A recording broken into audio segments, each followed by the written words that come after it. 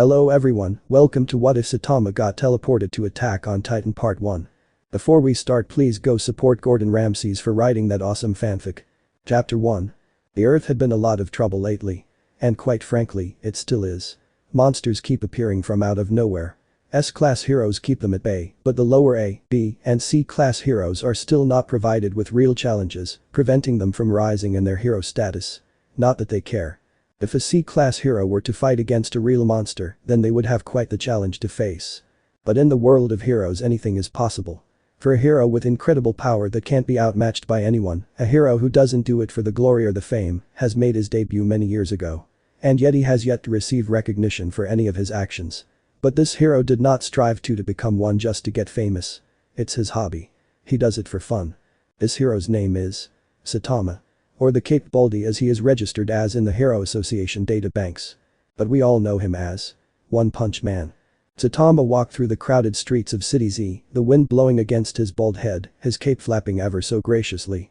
The hero had to admit, even after the attack of Lord Boros and his alien crew, he still felt bored. There was absolutely nothing to do. He had taken out all of the monsters that appeared in the city after the invasion, but he still felt empty inside. Kind of what he always felt like, to be honest. Perhaps it's irony. He wanted to become the strongest hero, a hero with the ability to defeat villains with just one punch. He got his wish after his intense training schedule, but in the end, was it all worth it? He had a disciple one he accidentally took on as a one, mind you, but still, it was nice having him around. Genos had his own reasons for wanting to become stronger. Saitama truly wondered what would happen if Genos and the cyborg that destroyed his hometown would finally face each other. He had a feeling Genos would unleash every bit of his power, to an extent that could probably turn out to be his eventual death. Sure, he could be rebuilt every time he had taken a good beating like he always had. But what if he couldn't be fixed anymore? What would become of him then? Saitama audibly sighed as he walked past several people on his way to the local supermarket, none of them recognizing who he was.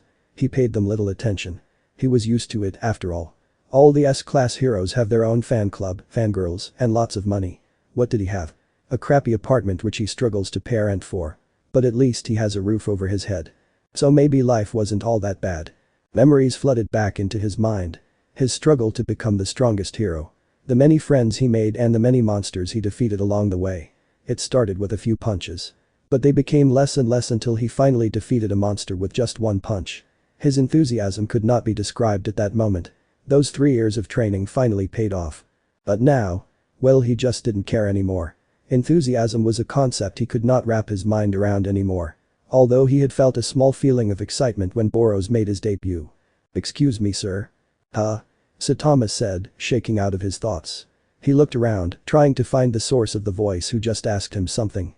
"Down here." Saitama looked down, only to see a little girl stand in front of him.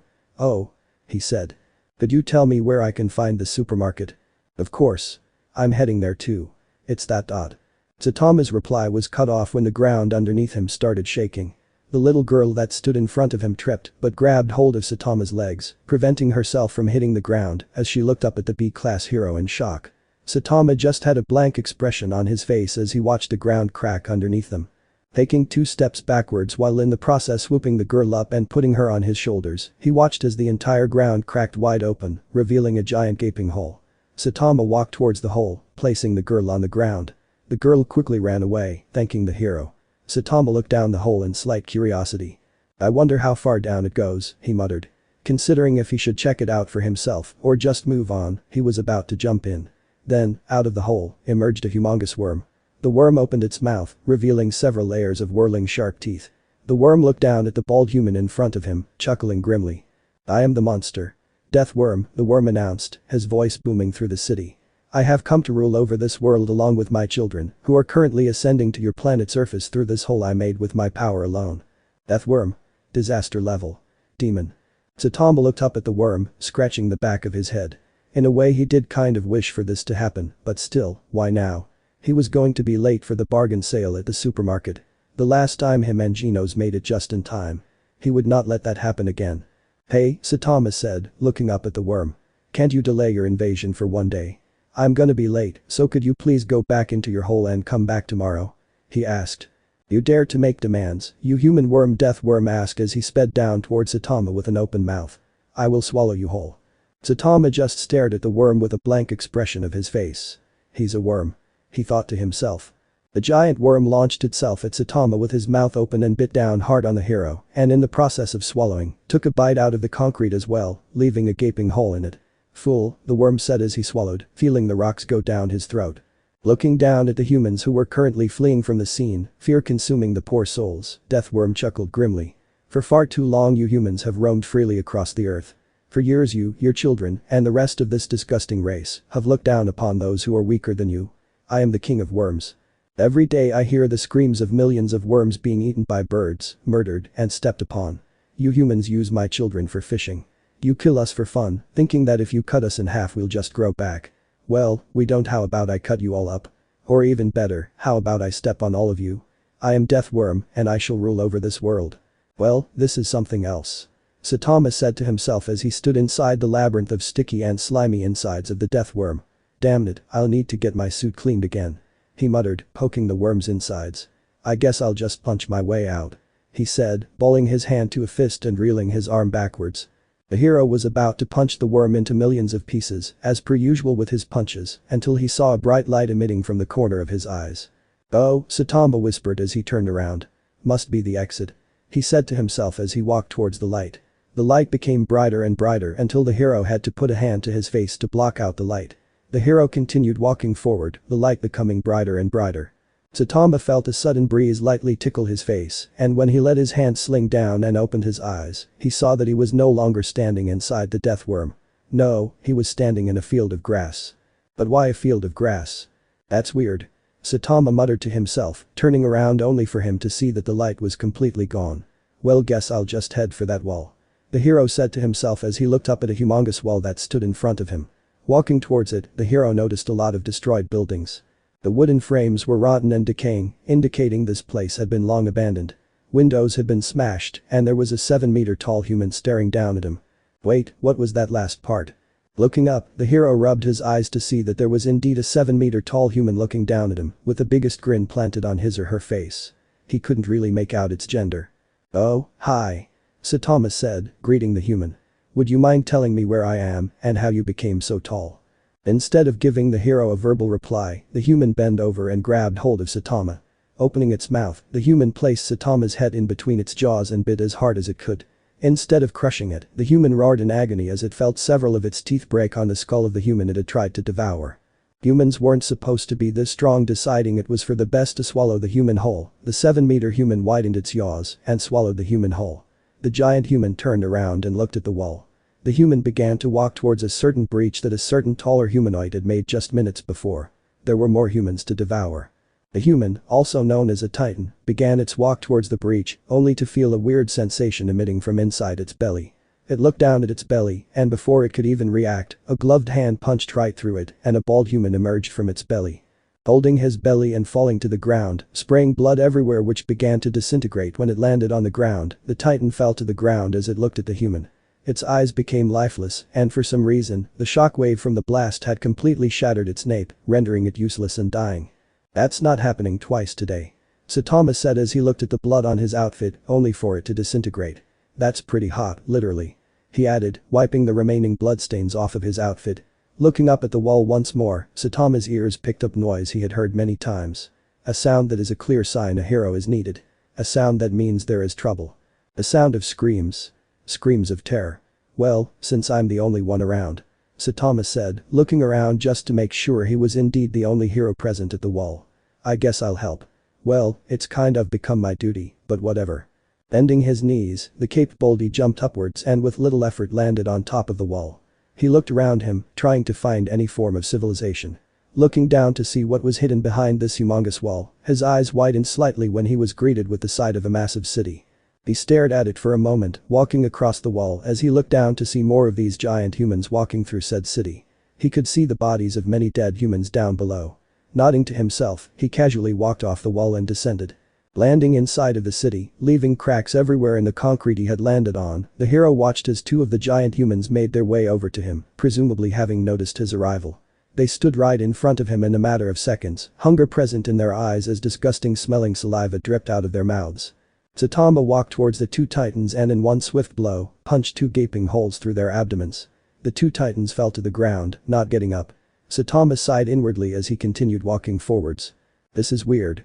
The hero muttered to himself, looking at several of the buildings that stood in the city. These buildings are old, very old. Saitama made his way towards one of the buildings, running his gloved hand over it. He looked at his gloved hand and saw that it was covered in dust, probably from the impact of his landing. Looking up at the sky, Saitama nodded to himself once more. If he was quick and precise, he might still be able to get to the supermarket in time before bargain sales end.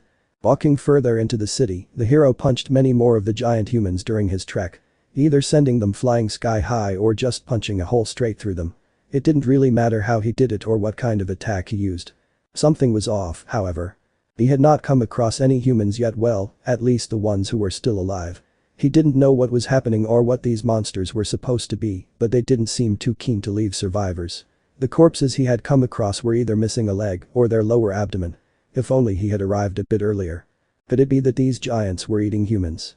Now that he thought of it, that one giant from before tried to eat him. So, did that mean that humanity was in even greater danger? He wondered what kind of disaster level this would be. Probably demon, Saitama muttered to himself as he walked past yet another corpse. Sighing to himself, the hero turned right, walking into an alleyway. Oh. Saitama watched in slight curiosity as two humans, both female, were currently flying through the air. On further inspection it appeared they were using some kind of machine to make them fly. They were circling around one of those giants. This one was big, probably around 10 meters. Saitama continued to observe as one of the girls tried to slash away at the giant's neck with two fancy-looking swords. Her attack was stopped by another giant who grabbed hold of her, bringing her towards its mouth. The other girl screamed out in horror as she too was grabbed by the other giant who the other girl had tried to kill. Saitama took a step forward, only for him to increase his speed, leaving a big cloud of dust behind him as he ran towards the two giants with incredible speed. Jumping up, Saitama kept a neutral expression while he extended both of his arms sideways, punching the two giants across the face as they were sent flying into two separate buildings, losing the grip they had on the girls in the process. The two girls screamed as they descended to the ground, their gear having been crushed by the titans. Not even noticing Saitama had already carried them to the top of the wall, they continued to scream. "Could you two stop that?" Saitama asked, putting a finger in his ear and twirling. "You're safe, I think. Just don't get off of this wall." The two girls stopped screaming and opened their eyes. Turning to look at each other, they let out cries of happiness as they hugged each other tightly. Saitama turned around and jumped off the wall, hovering towards the city center. The two girls stopped hugging each other and were about to thank the soldier who had saved them, only for them to notice there was no one there. Looking at each other, they shrugged. They were alive, and they were probably going to stay on the wall for the time being. Saitama was never a man to get angry. He was always the cool and calm type. This was no exception, but it was getting slightly annoying, knowing these giants weren't about to give up. He almost let out another sigh as he punched another titan, letting it fall to the ground with a gaping hole in its face. Saitama looked behind him, seeing two more giants walking towards him. Shaking his head, the hero ran towards the two. Consecutive normal punches. Saitama said in a monotone tone as a barrage of red-gloved fists punched the two giants until their bodies started turning bright red. Seconds later their bodies fully exploded into nothing but a pulp of blood, tissue, and bones. Landing on his feet, Saitama looked at his outfit. This disintegrating crap was not helping the fact that it was already hot as hell in the city. Walking further into the city once more, Saitama wondered how many of the giants he was going to come across. Because from the looks of it, this was just another one of those operations that involved him having to fight off every monster until nighttime. Saitama was about to turn right until he heard voices. Voices that sounded quite young. Looking off into the far distance he saw one of those giants. But this giant was different. This giant had pointy ears. It also didn't have any flesh on its cheeks, revealing its teeth, and it was carrying a giant boulder. Saitama began to run towards the giant, only for him to notice that the humans were actually trying to protect it instead of killing it. Jumping upwards and landing behind a blonde-haired boy and a black-haired girl, he spoke up as he walked towards them. "Hey, mind telling me why we're defending that thing?" he asked. "Didn't you hear Commander Pixis's plan?" The black-haired girl growled at him, not even bothering to turn to face him. "Eren, in his Titan form, is going to seal the breach inside the wall by putting that boulder in the breach, sealing it for good." "Oh?" Saitama said, watching as the Titan struggled to carry the boulder and walk towards the breach at the same time. "That looks pretty heavy," he commented. "You sure he can handle it?" "Yes," the girl growled, turning around to face him. "What are you, crazy? What the hell are you wearing?" the girl asked, staring at the human in front of her. He looked weak and fragile, and his sense of fashion was the weirdest she had ever seen. She had no idea how this guy even made it up the roof she and her friend were standing on, as he didn't appear to have any ODM gear on him. "What the hell are you doing here? And what the hell are you wearing?" the girl asked. Saitama ignored her as he just stared at the titan who was carrying the boulder. Only for him to see another titan walk through the breach. He stared at it in confusion, but found out its intentions as he saw its malicious smile towards the boulder-carrying titan.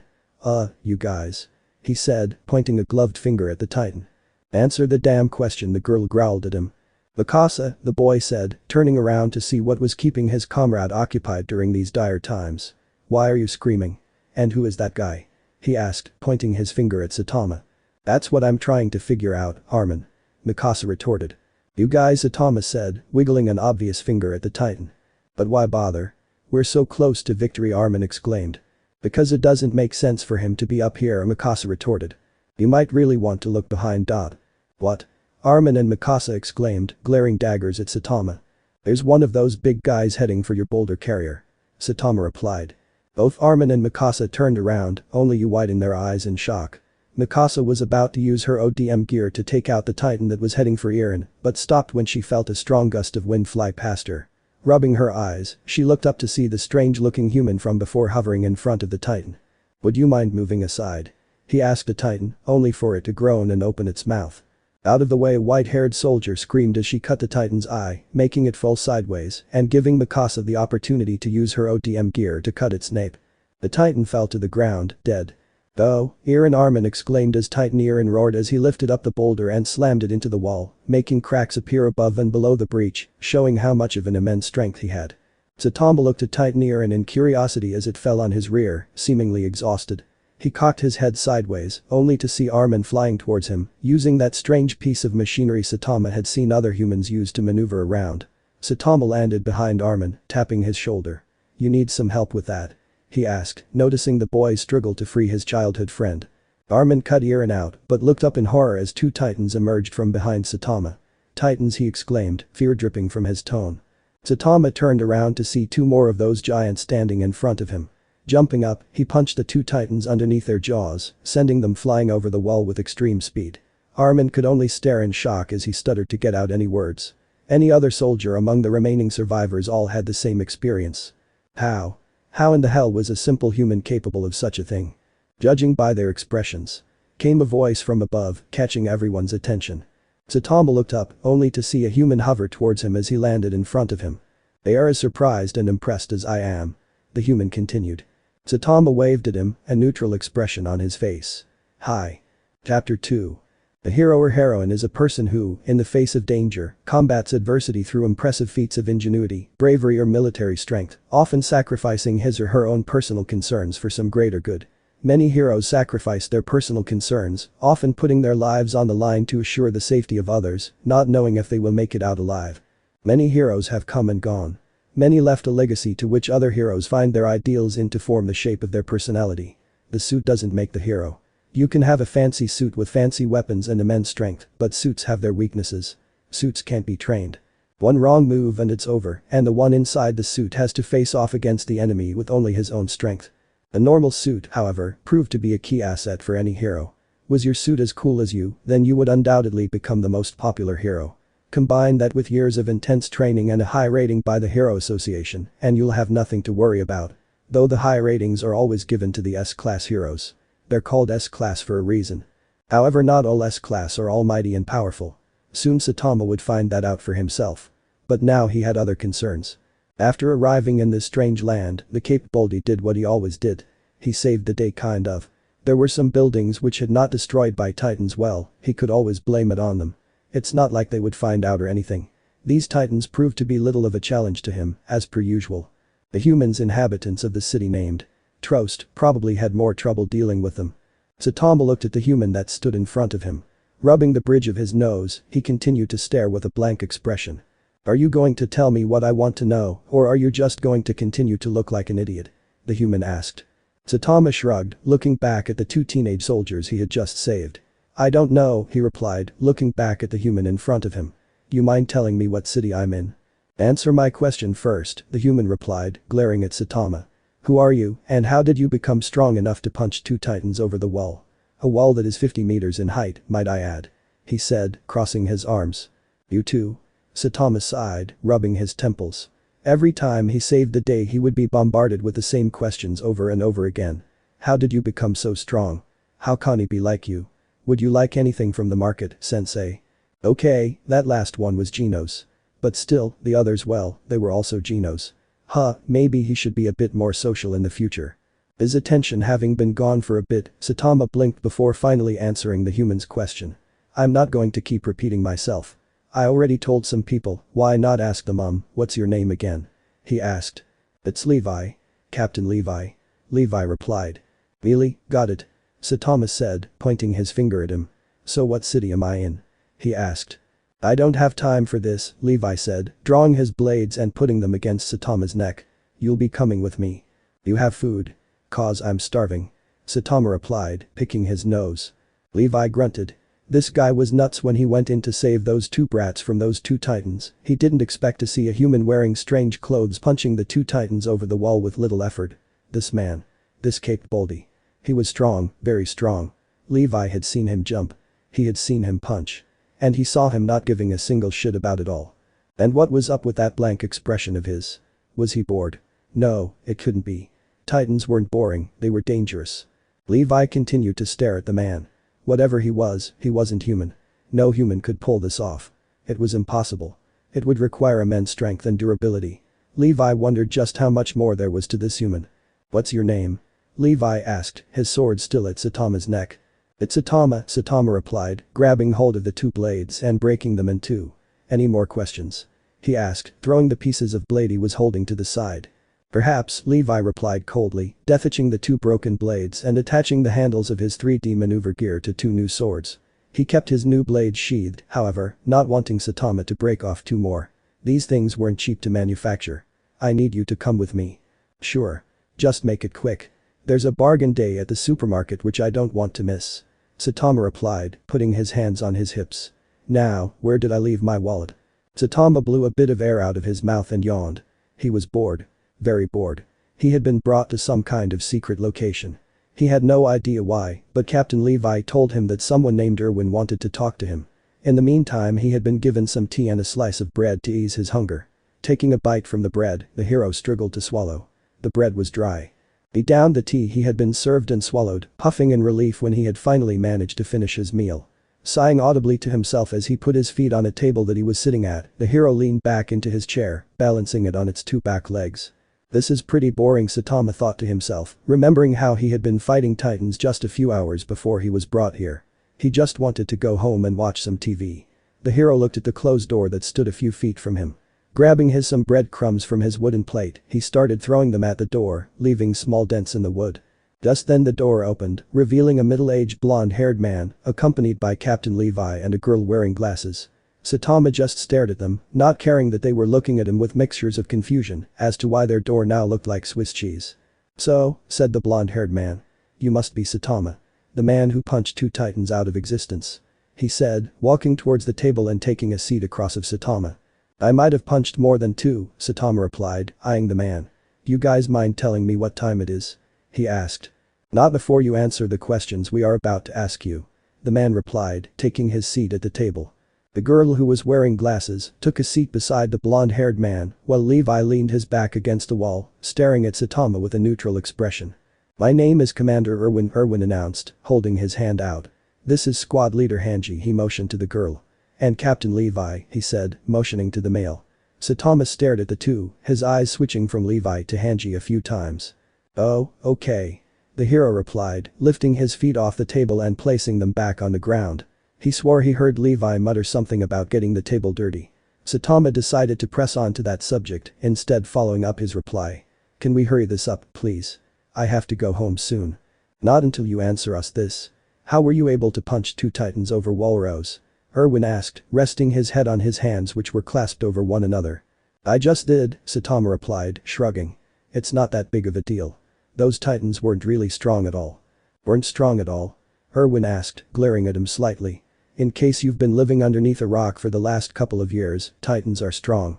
They have killed thousands of humans, taken Wall Maria from us, and almost took the Trost district if it weren't for that Eren Jaeger who carried the boulder to seal the breach. So don't tell me that titans aren't that strong.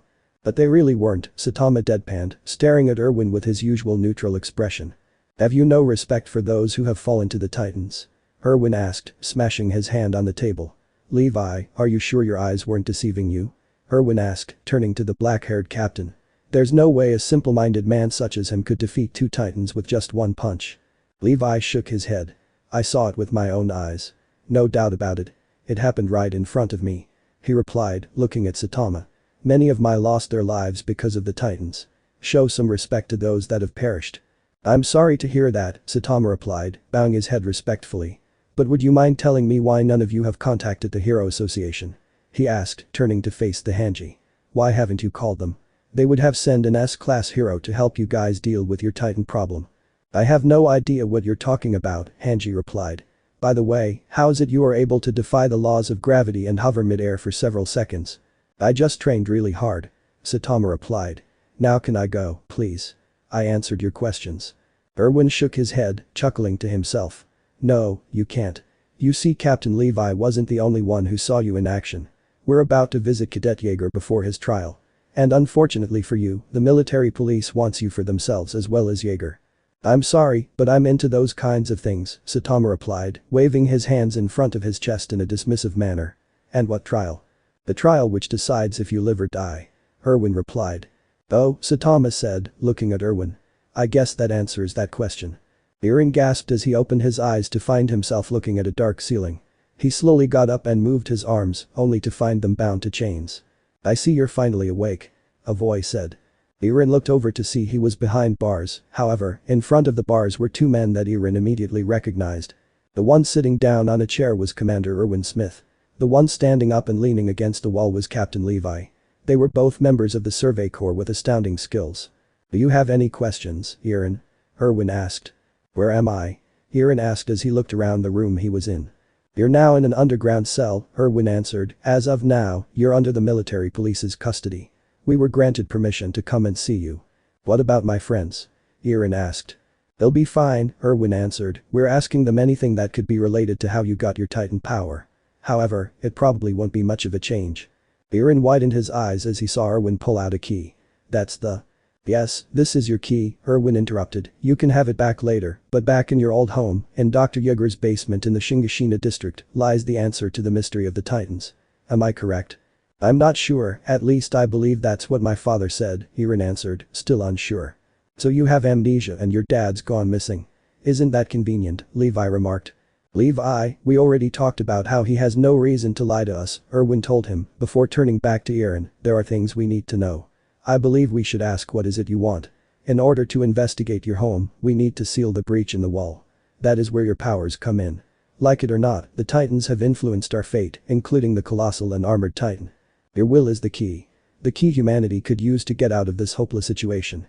Eren trailed off, not knowing what to say. Hey, we don't have all day, you piece of crap. What do you want? Levi demanded with irritation. Eren looked back at the two with a crazed look in his eyes and a deadly smile. I want to join the Survey Corps and kill every single Titan in existence. Levi's eyes seemed to gleam with amusement. Not bad. Erwin, tell the higher-ups that I will vouch for him. Levi walked over and gripped one of the bars while giving Eren a deadly look. Not that I trust him or anything. I just want to be around to kill him if he ever goes on a rampage. I don't think the top brass will disagree. I'm the only one who's fit for the job. You're not the only one, Levi. Erwin interjected, getting Levi to release the bars and huff irritably. You're really convinced Baldy will join the Corps? He asked his commander, hoping deep down that Erwin hadn't become too simple-minded. He barely reacted to any of our questions from before. I don't really view him as the type to vouch for himself either. Erwin closed his eyes and replied. We will just have to await this trial, Levi. Humanity's fate depends on this outcome. Eren sat in his cell as he looked at his chains. It's been around a day or so ago since he woke up from a coma, but Eren was just wondering when he could leave this place. May I use the restroom? Eren asked one soldier. You already went, the soldier answered coldly. Can I have some water? Eren asked the second soldier. Know your place, monster, he replied as he turned away. Eren slightly hung his head in confusion as he looked at his chains. He completely understood why they were acting like this, but did they really have to do all of this just to keep him on lockdown? That's right, his friends. Were they all okay? Did they make it out of Trust alive? Eren snapped out of his thought as he heard door open from the outside. He waited as he heard footsteps coming towards his cell, but it suddenly got quiet. Too quiet. Eren jumped as a woman with glasses and a ponytail came out of nowhere and clutched the bars while giving him a scary look. "You must be Eren," she smiled happily. "Are you okay? Anything new? Sorry to keep you waiting, but it seems you're finally getting out." Eren sighed with relief. "But you'll have to wear these," she added as she showed Eren handcuffs. "I'm Hanji's a Survey Corps squad leader," she introduced as they walked towards their destination. Eren tried to move as a man was sniffing him. "He's another squad leader," Hanji explained, Mike Zacharias. "He has the habit of smelling people he's just met and then smirking. I don't think it has any real significance. After all, he's good enough that they gave him a squad." There was silence as they continued walking. "Oh, sorry, too much chit-chat," she said as they arrived at a door. "We're already here. Don't worry. It's better not to get any explanations in advance." Eren widened his eyes as he was being pushed through the door. "Wait. I know it's selfish, but we have no choice but to blindly put our trust in you. Good luck," Hanji said before closing the doors. "Kneel down there," a policeman ordered. Eren simply complied as he kneeled down. The policeman put a pole in between Eren's cuffs. He tried to move, but it was useless, he was stuck. Eren then looked around to see the military police, the garrison troops, the Survey Corps, and Armin and Mikasa. Suddenly the door that Eren had stepped through opened, revealing two military police soldiers accompanying a certain bald hero. Everyone stared at the bald human in confusion as the two police officers escorted him to kneel down beside Eren. The baldy just did what he was told and kneeled down. He looked up to see an old man rolling up his sleeves and sitting down. "Well then, let us begin," he said, looking down at the two. "Cadet Eren Yeager and Saitama, was it?" he asked, turning to the man in question. Saitama gave the man a blank stare as he nodded his head. "Very good. Cadet Yeager, you are a soldier who chose to devote his life to the king. Is that correct?" the man asked, straightening his glasses. "Yes, sir." "And you, Saitama," the man said, turning to face Saitama. "You are not a registered soldier or citizen. So we know absolutely nothing about you. Is that correct?" "I guess." Saitama replied. "Could you please hurry up?" he asked, turning to face Eren. "What the hell did this kid do to be put in such a position?" he asked, turning to face the man again. "And what the hell did I do? I was just doing my hobby, job, duty, whatever." "Order," the man said, slamming his hand down on the table he sat at. "You will speak when spoken to." The man cleared his throat, turning to Eren. "As for your case, Eren, it is out of bounds for common law, therefore we must convene a special court-martial. The final decision will be handed down by me. We will deliberate upon whether you live or die as well." The man said, looking up from his paper. "Do you have any objections?" "None, sir." Eren replied, lowering his head. "I'm glad you're so cooperative. Let me say this straightforward, concealing your existence has proven impossible. Unless we publicize your existence in some way, we will have to face another threat besides Titans. This court is tasked with deciding which force will take custody of you. The military police or the Survey Corps," the man said, turning to the captain of the military police. "First let us hear the propositions of the military police." "I am Night Dog," announced a man dressed in a military police uniform. "I am the chief of the military police. Our proposition is as follows. We will examine Eren's body thoroughly, then dispose of him as soon as possible. It's a fact that his Titan's power repelled the last attack. However, his character induces disturbances that may even lead to a rebellion. Therefore he shall provide us with as much intelligence as possible, that he'll become a martyr for mankind." "You're basically going to kill him," Saitama commented dryly, glaring at Nike. "You should have shortened it to 10 words or less. Seriously, you could have just said, 'Hey, we're going to cut him open and throw his body into the river after we're done,'" he said, turning to face Eren. "But I can assure you that is not going to happen." He winked at Eren. "Silence yourself, you bald-headed freak," a man dressed in robes shouted. "That boy is nothing more than vermin. Nothing more, I tell you. He has disgraced our holy walls, and so have you," Pastor Nick shouted, pointing an accusing finger at him. "Saitama." "Hey, so what if I'm bald?" Saitama shouted, accidentally breaking the metal pole to which his cuffs were attached to, thus breaking free. "Oops," Saitama said as he brought his hands to his head, only for him to break his cuffs in two. "That's not good," he said, rubbing his head. "Oh boy," he said, staring at his now freed hands. "Hey," Saitama said, turning to face Nike. "You have any spares? I kind of broke mine." "I think that shows our next case," said the man, known as Ackley. "As you can already see, Mr. Saitama is very strong. From what I have seen from several reports, you punched 2 Titans. 2 10-meter class Titans that weigh more than 20 humans, combined over a wall that is 50 meters in height. Now I would have called an ordinary man crazy if he were to tell me this. But it is the fact that even Captain Levi himself reported seeing you doing those things. Now I ask of you. Are you like Irin? Is there something you are hiding from us? In all honesty, Saitama replied, holding his hands up. I just want to get home. I'll miss bargain day at the supermarket if this goes on for much longer, he said, turning to face Nike. Can't you just let the kid go or something? I mean, he didn't do anything bad, right? From what you have been telling, he actually helped all of you, am I right? Enough of this, Nike growled, turning to one of his men. Take aim and prepare to shoot this imbecile. Now hold on a second, Zackley interrupted. I want to hear the Survey Corporation's propositions as well. Commander Irwin, if you would be so kind. Of course, Irwin announced. I am Commander Irwin Smith, head of the 13th Battalion of the Survey Corps. Our proposition is as follows. We will accept Irin as a formal member of the Survey Corps, along with Mr. Saitama.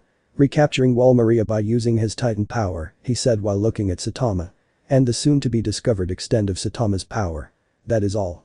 I see Zackley, glancing over some of the documents he had been given before the trial. Saitama looked at Irwin, giving him a thumbs up. Definitely shorter than Nakius, or whatever his name was. He thought to himself, looking at Irwin with a blank expression. Using Irin's Titan power, combined with Saitama's strength, we should be able to retake Wall Maria. Irwin replied. Saitama closed his eyes as he sat down on the floor. Crossing his legs, he put his fingers in his ears as he heard the people in the courtroom started to argue, trying to cancel out the noise. Why did this have to happen to him? Fighting a monster on a bargain day was bad enough, but now he was in a courtroom with a kid that is being treated like he's some kind of monster. His kind of wish Genos were here to do the talking for him. He always had a way with words. He intimidated people with his looks and the way he acted. He would have gotten them out in no time. But since he was alone, he better follow the rules. He still had a reputation as a hero. But still, it was like no one had ever heard of the term hero before. Like it didn't exist or anything. Saitama felt his mouth water slightly as he thought of the Uten he could buy for such a low price right now at bargain day. He wanted to get out, and he wanted to get out fast.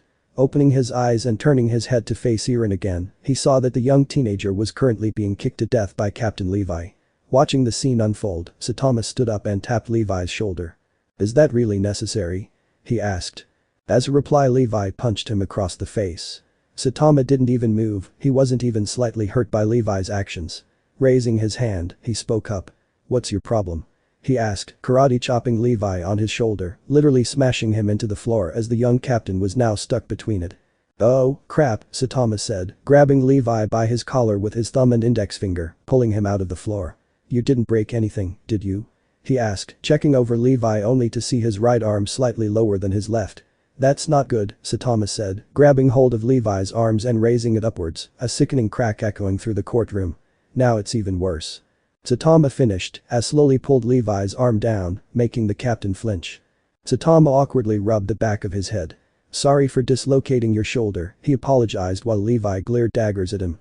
But that should be a reminder not to hit people when they ask you something, it's kind of rude.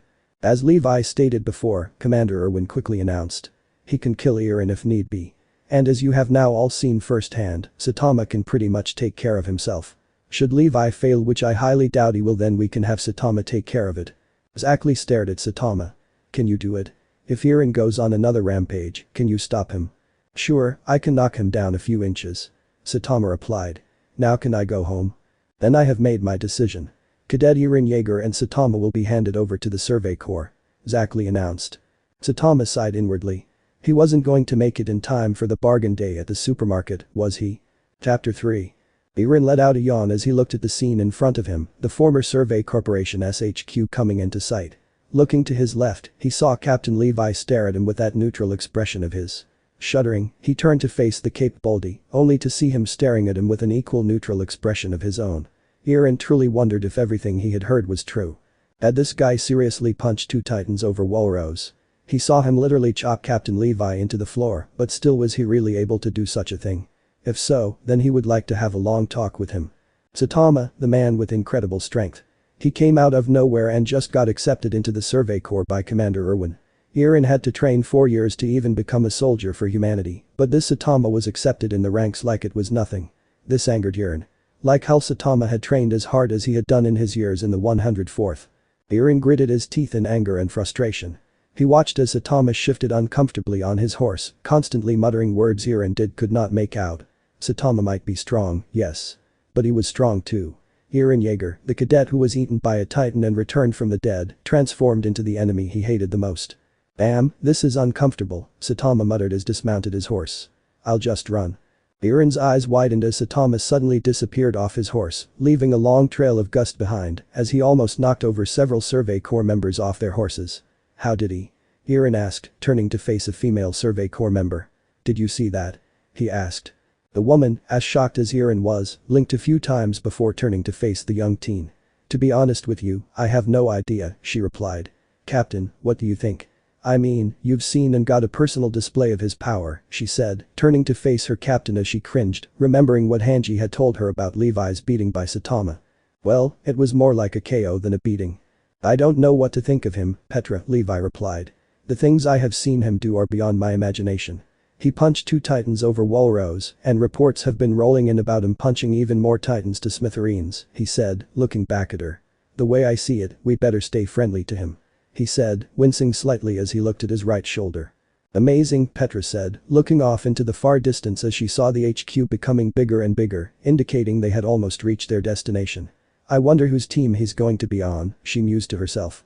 I wouldn't be surprised if he'd get assigned to our squad, she said, looking at her captain. Though you have to make the call. I already did, Petra, Levi replied. Mike and Hanji have also requested he'd be put under their command. So, it's like a competition, Petra remarked, turning her gaze to Eld and Gunther. What do you guys think? She asked, getting their attention. The guy who can kill titans with just one punch sounds pretty far-fetched if you ask me, Eld commented. Although his speed is remarkable. So, there may be some truth to the stories. But I want to see things firsthand before coming to conclusions. Yeah, I'm going to have to agree with Eld, Gunther added. Someone who can kill titans by just punching them just sounds stupid. I want to see it happen with my own eyes. Petra stared at the side in front of her, looking at the former HQ and taking it all in. Her thoughts drifted off to Saitama once more. She truly wondered how a single human being was able to punch 2 titans over the wall. This man, Saitama, if Levi would allow it, she would definitely like to have a talk with the Caped Baldy. The squadrons all arrived at the HQ. Dismounting their horses and dusting themselves off, they all looked around the abandoned castle. Petra noticed Saitama leaning his back against a tree. Smiling and nodding to herself, the young girl walked towards him. Standing in front of the Caped Baldy, Petra spoke up. How are you feeling? She asked, standing in front of him. I mean, after the whole ordeal in the courtroom, you must be feeling pretty tired. She said, looking at him with a curious expression. Saitama shrugged. Not really. Kind of disappointed, though. He replied, ripping out pieces of grass from the ground and fiddling with them between his gloved fingers. Why is that? Petra asked, raising an eyebrow at him. Spending my night in a cell isn't really what I had in mind when they said I'd be giving a place to rest. And I missed the bargain day at the supermarket again. He sighed. Looking at Petra, he raised an eyebrow at her. We really have to clean this entire dump? He asked. Petra nodded her head, giving him a smile. Yep. Captain Levi had already told us to start cleaning the HQ interior. Though I doubt he'll ask you, since he thinks kind of highly of you in a way. Oh, by the way, Commander Erwin would like to have a word with you. I think he's finally decided which squad you'll be assigned to, Petra said, having received the message from Levi not too long ago. She winked at Saitama and spoke. In my opinion, you'd fit right in with us at the Special Operations Squad. Saitama stared at her with a blank expression as he watched her walk away. Standing up and throwing away the pieces of grass he had been toying with, he started to walk to the HQ's main entrance. Commander Erwin sat in his office, reading through several documents. Wiping the sweat of his forehead, the man let out a sigh. There was still so much work to do. He had decided which squad Saitama would be assigned to. Would Saitama agree to wear a Survey Corps uniform? He'd have to ask him that. Suddenly there was a knock on the door. Erwin turned his gaze to the door. Come in, he said. The commander smiled as he watched Saitama enter his office. Please, he said, motioning to a chair that stood in front of his desk. Have a seat. We have some things to discuss. Nodding his head, Saitama took a seat in front of Erwin. So, what's up? He asked, leaning back into his chair. Well, Erwin replied. I'm about to give some information on the next expedition outside of the walls. If you have any questions, don't be afraid to interrupt. Now, let's begin. Clearing his throat, Erwin continued. The 57th expedition outside of the walls will take place in a few days. You will be joining said expedition, since you are a key asset to the success of this operation. If we succeed, we might be able to find out how the Titans came to be and how we can stop them. 5 years ago, Wall Maria was breached by the Colossal and the Armored Titan. A lot of innocent people lost their lives that day. We had established a route to the Shingishina district, which is where we will find the secret of the Titans. With Erin's Titan power and your incredible abilities, we might be able to reach the district without any trouble whatsoever. Erwin stopped for a moment, but Saitama's blank stare was a clear indicator he was still listening in a way. He then continued. For years we have tried to reclaim our lands, but every time we fail, and it results in more losses. If we leave with 300 men on an expedition, then only 30% will return. Saitama, as from this day forwards you are an official member of the Special Operations Squad under direct command of Captain Levi. Now I ask of you, are you willing to die when ordered? Erwin asked, looking at Saitama with a stern expression. Saitama shrugged. I'm not really the type of guy that likes to follow orders, he replied. And I can't promise a safe return for everyone. I can't be in several places at the same time, you know. I'm strong and fast, but I can't teleport or fly. That is understandable, Erwin replied. I do not expect you to be a hero. I expect you to do your job to help humanity strive against the Titans so that we may end this war once and for all. I hope this expedition will turn out successful. And I hope you will do your best to help us. I'm not a soldier, Saitama replied. I'm a hero. Of course you are, Erwin replied. Now, about that uniform of yours. The suit stays on, Saitama deadpanned, standing up from his chair. Any other things you want to talk about, or is this it? There is one more thing, Erwin said, getting Saitama's attention. Very soon the cadets will graduate and choose which military force they want to join. Most of them will choose the garrison regiment, but there will always be a few who are brave enough to join the Survey Corps. Would you be so kind as to join me on this graduation to talk some spirit into those cadets? With you on our side, I'm sure we'll be able to convince them to join us. Sure, but don't expect too much from me, Saitama replied, walking towards the exit. I'm not a good talker. But you are a good fighter, Erwin retorted. You stared into the face of death and yet you did not flinch. Rather, you spit in its face. The only person I know who is capable of doing that is Captain Levi, and even he has some form of respect towards you. Perhaps it's the fact you showed him you are stronger than he'll ever be, or perhaps it's because you showed everyone what you're capable of when punching those two T-dot. Stop making such a big deal out of it, Saitama interrupted the blonde-haired commander. So, I killed 2 Titans, big whoop. I'm betting those soldiers did too. He turned and left the room after finishing his sentence. I'll try my best, though. Erwin watched as the hero, as he kept calling himself, left the room, leaving the commander to think what he had just been told. This man. Saitama. He truly was something else, that's for sure. Petra let out a sigh of relief as she plopped down on her mattress. Looking up at the ceiling of her room, she closed her eyes and hummed a happy tone. She felt at peace. Levi told her she could rest up. He was such a nice guy if only you got to know him a little better. Smiling to herself as she thought of the many adventures they had been through, she did not notice someone enter her room. Oh, looks like this one's taken too. Petra's eyes shot open as she jumped out of her bed and raised her fists, wanting to smack whoever interrupted her private time. She turned her head to the door opening, but lowered her fists as she realized who was standing in front of her. Hi, Saitama, she said, smiling slightly at the caped Baldy. What brings you to my humble abode? She asked, walking towards him. Well, I was looking for a room where I can sleep in. Saitama replied. Are you tired? Petra asked, a little confused. Not really, Saitama replied, staring at her. I just want to get a room before they're all taken. Commander Erwin said I could. Oh, well, if you want, I could walk with you and we can search for an empty room together. She suggested. I don't need you holding my hand or anything, Saitama replied, slowly backing up and flailing his hands in front of him. I'm an adult. No, not like that, Petra quickly replied. I'm just trying to help. By the way, do you know which squad you've been assigned to? She asked, a hint of curiosity in her voice as she stared at him. Yeah, the Special Operations Squad. Saitama replied, looking at Petra. He was confused why her eyes were gleaming and sparkling. Oh, this is going to be great, Petra exclaimed as she took hold of Saitama's hands. I'll have to introduce you to the rest of the squad. They must be so hyped to meet you. Damn, Saitama thought, looking at Petra who was going on and on about her squad mates. Now I know how Genos feels, being chased by all of his fangirls. Come on, Petra said as she dragged him out of her room. We'll go find you a room, and then I'll introduce you to the rest of the squad. Oh, boy. Saitama sarcastically muttered underneath his breath. What? Exclaimed Hanji, slamming her fist on Erwin's desk in anger and frustration. But I had so much to show him. So many tests in store for him. That's enough, 4 eyes, Levi deadpanned, walking over to her and grabbing her head, getting to face her directly and eye to eye. You already have one of my men as your personal lab rat. I'm not letting you have this one. he said, glaring at her as he turned towards Erwin. Will he be needing OTM gear? Erwin nodded. I want you to train him how to use it. He might be strong and fast, but having him get accustomed to our technology might give him even more of an edge. I know it's a tough job, but you'll have to try. He needs to learn how to control the OTM gear before we go on the expedition. I'm trusting you on this one, Levi. He spoke. Turning to Hanji, he continued. I'll have you take care of the test on Eren. As for Saitama, you will not lay a single finger on him. He said, glaring at her. Why not? Hanji whined. Because he'll probably rip it off, along with your arm, answered Levi. Saitama and Jaeger are under my jurisdiction. I decide what happens to them, you got that? For Eren, maybe. But for Saitama?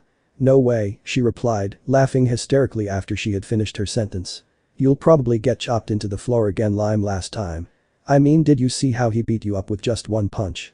That had me laughing all the way back to the barracks, she exclaimed, clutching her side while she continued to laugh. Levi glared at her, ready to slap her across the face. Just then a soldier came running in, panting and looking exhausted. Commander Erwin, we have a situation, he said. What is it? Erwin asked. It's the new recruit. The bald one. 4 of our men are attempting to start a fight with him. Erwin turned to Levi and Hanji, who all nodded their heads simultaneously. Getting off his chair, the 3 of them ran out Erwin's office. Within 5 minutes they reached the open field inside the HQ. They watched as Saitama was being surrounded by 4 soldiers, while Petra was yelling at them to stop. Using his OTM gear, Levi soared towards Saitama. Landing in front of him, he turned to the 4 soldiers, glaring at them with fire in his eyes. Get lost, he ordered. The 4 soldiers gulped, but all followed their captain's orders. Turning to Saitama, Levi continued. Mind telling me what the hell happened? He asked. I don't know, Saitama replied, shrugging. They just told me that I wasn't fit to join the Survey Corps or something. That I didn't go to Keith Shaddis's hell camp. Then they said they wanted to fight, so I just told them to bug off. And that's when you came in. Letting out a sigh of frustration, Levi rubbed his temples. Come on, it's time to get you in shape, Baldy. I think I am in proper shape after years of training. Saitama argued. And stop brining my lack of hair into every argument, short stack.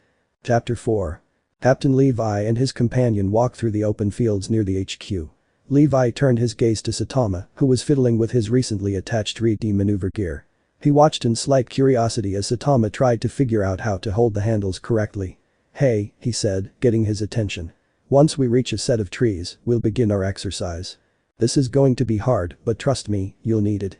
I don't think so, Saitama replied, looking at the handles of his gear in curiosity. I'm not too fond of fancy machinery, he said, glancing back at Levi. I really don't need it. Yes, you do. Commander's orders. Levi retorted, glaring at him. Oh, look, he said, looking off into the far distance. We've reached our destination. Let's get going. The duo began their walk to a nearby forest, an awkward silence befalling the two. Deciding to break the silence, Levi spoke up. Listen, Saitama. This might sound like a very weird question, but do you even know what you're up against? He asked, cocking an eyebrow at him. The captain was confused, very confused. When he watched Saitama defeat those 2 titans, he saw no hint of fear on his face. It was like he didn't even care that he was about to be eaten alive. Well, Saitama replied, tapping his chin. Giant people trying to eat smaller people. This place is pretty messed up. But I have a feeling I'm no longer in City Z anymore. Levi smacked his forehead in frustration. That is one way to summarize it, but it's far worse than that. He said, turning to face him directly. Titans have been around for 100 years. We humans have been living inside the walls for all those years.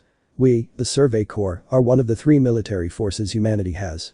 We risk our lives, venturing outside the walls into Titan territory to set up bases and reclaim what was once ours. But whenever we leave, we return with many losses. We are going to head to the Shingishina district because Commander Erwin believes that the answer to the Titans lies in there. In Eren Yeager's basement. So we are going to go outside the walls just to visit someone's basement. Saitama questioned, his facial features that of visible confusion. Basically, Levi replied, nodding his head. But since the breach in the Tros district has been sealed, we have to go a different way. Through the Karenese district. Having reached the forest, the duo began to check their equipment, or rather, Levi checking Saitama's equipment as well as his own, since the hero was still trying to figure out how to correctly hold his gear. The gas cylinders were full, nothing was missing, and so they were ready to go. But before they could begin, Levi shared a bit of info with Saitama. Listen up, he said, getting Saitama's attention. The simplest move possible with the ODM gear is simply aiming and firing the grapple hooks at an object and then activating the gas mechanism to reel yourself towards said object. You can then disconnect the hook and continue moving forward. Usually, however, you must be able to move around in order to navigate in general.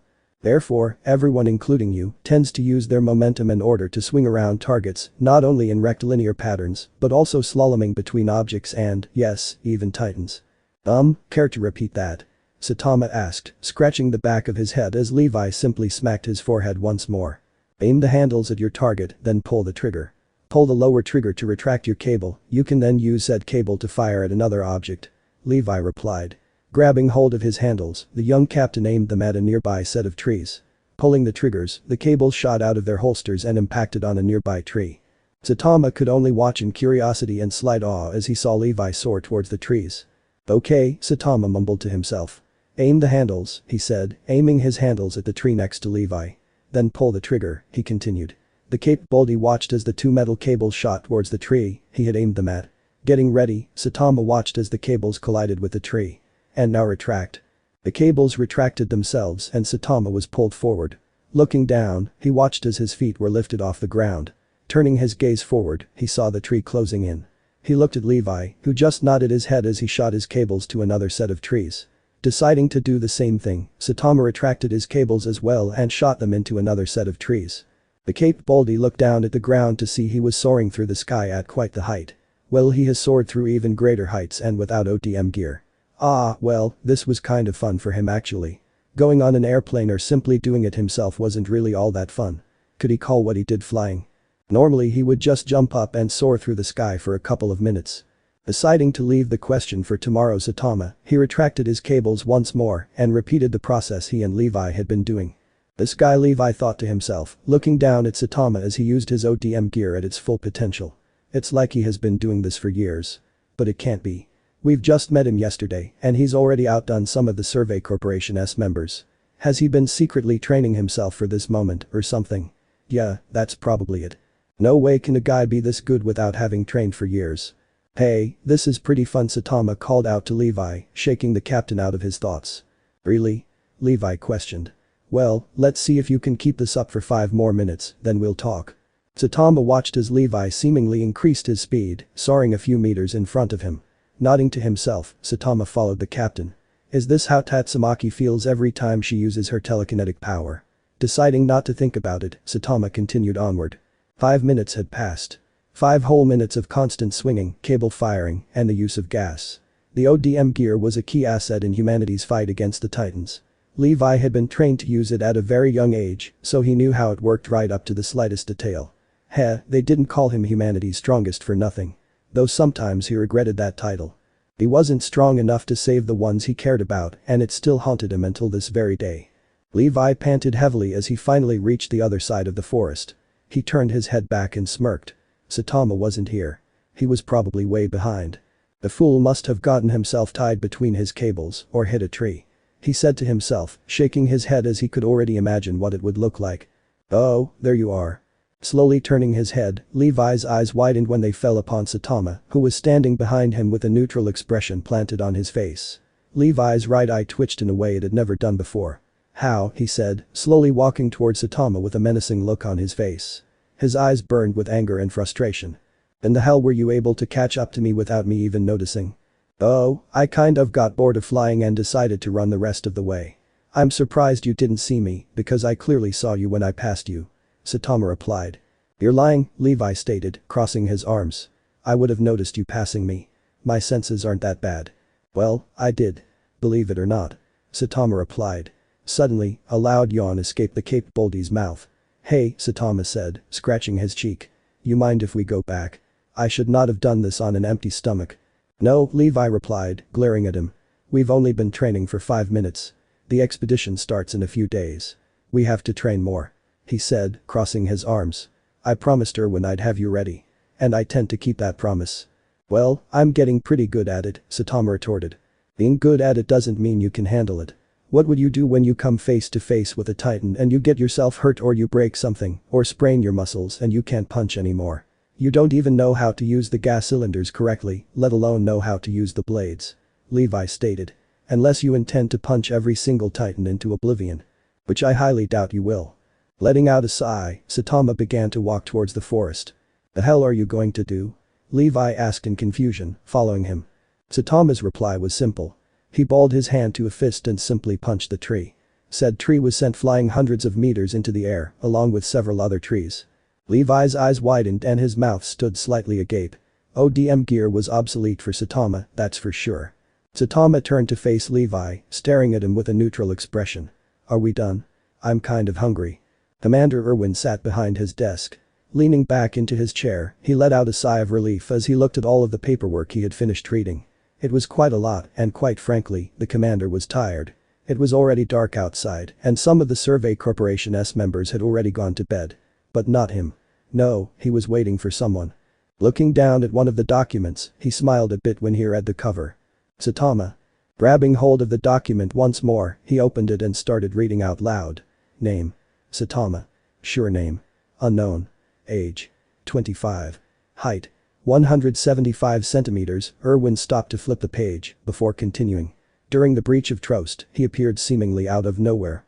Not much is known about him, only that he has inhuman strength. He is able to punch 2 titans over rows.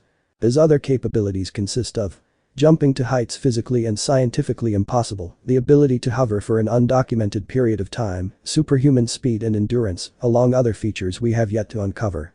He has been assigned to the Survey Corps, along with Cadet Ehrenjäger. He will partake in the 57th expedition outside the walls and venture into Titan territory. You should add.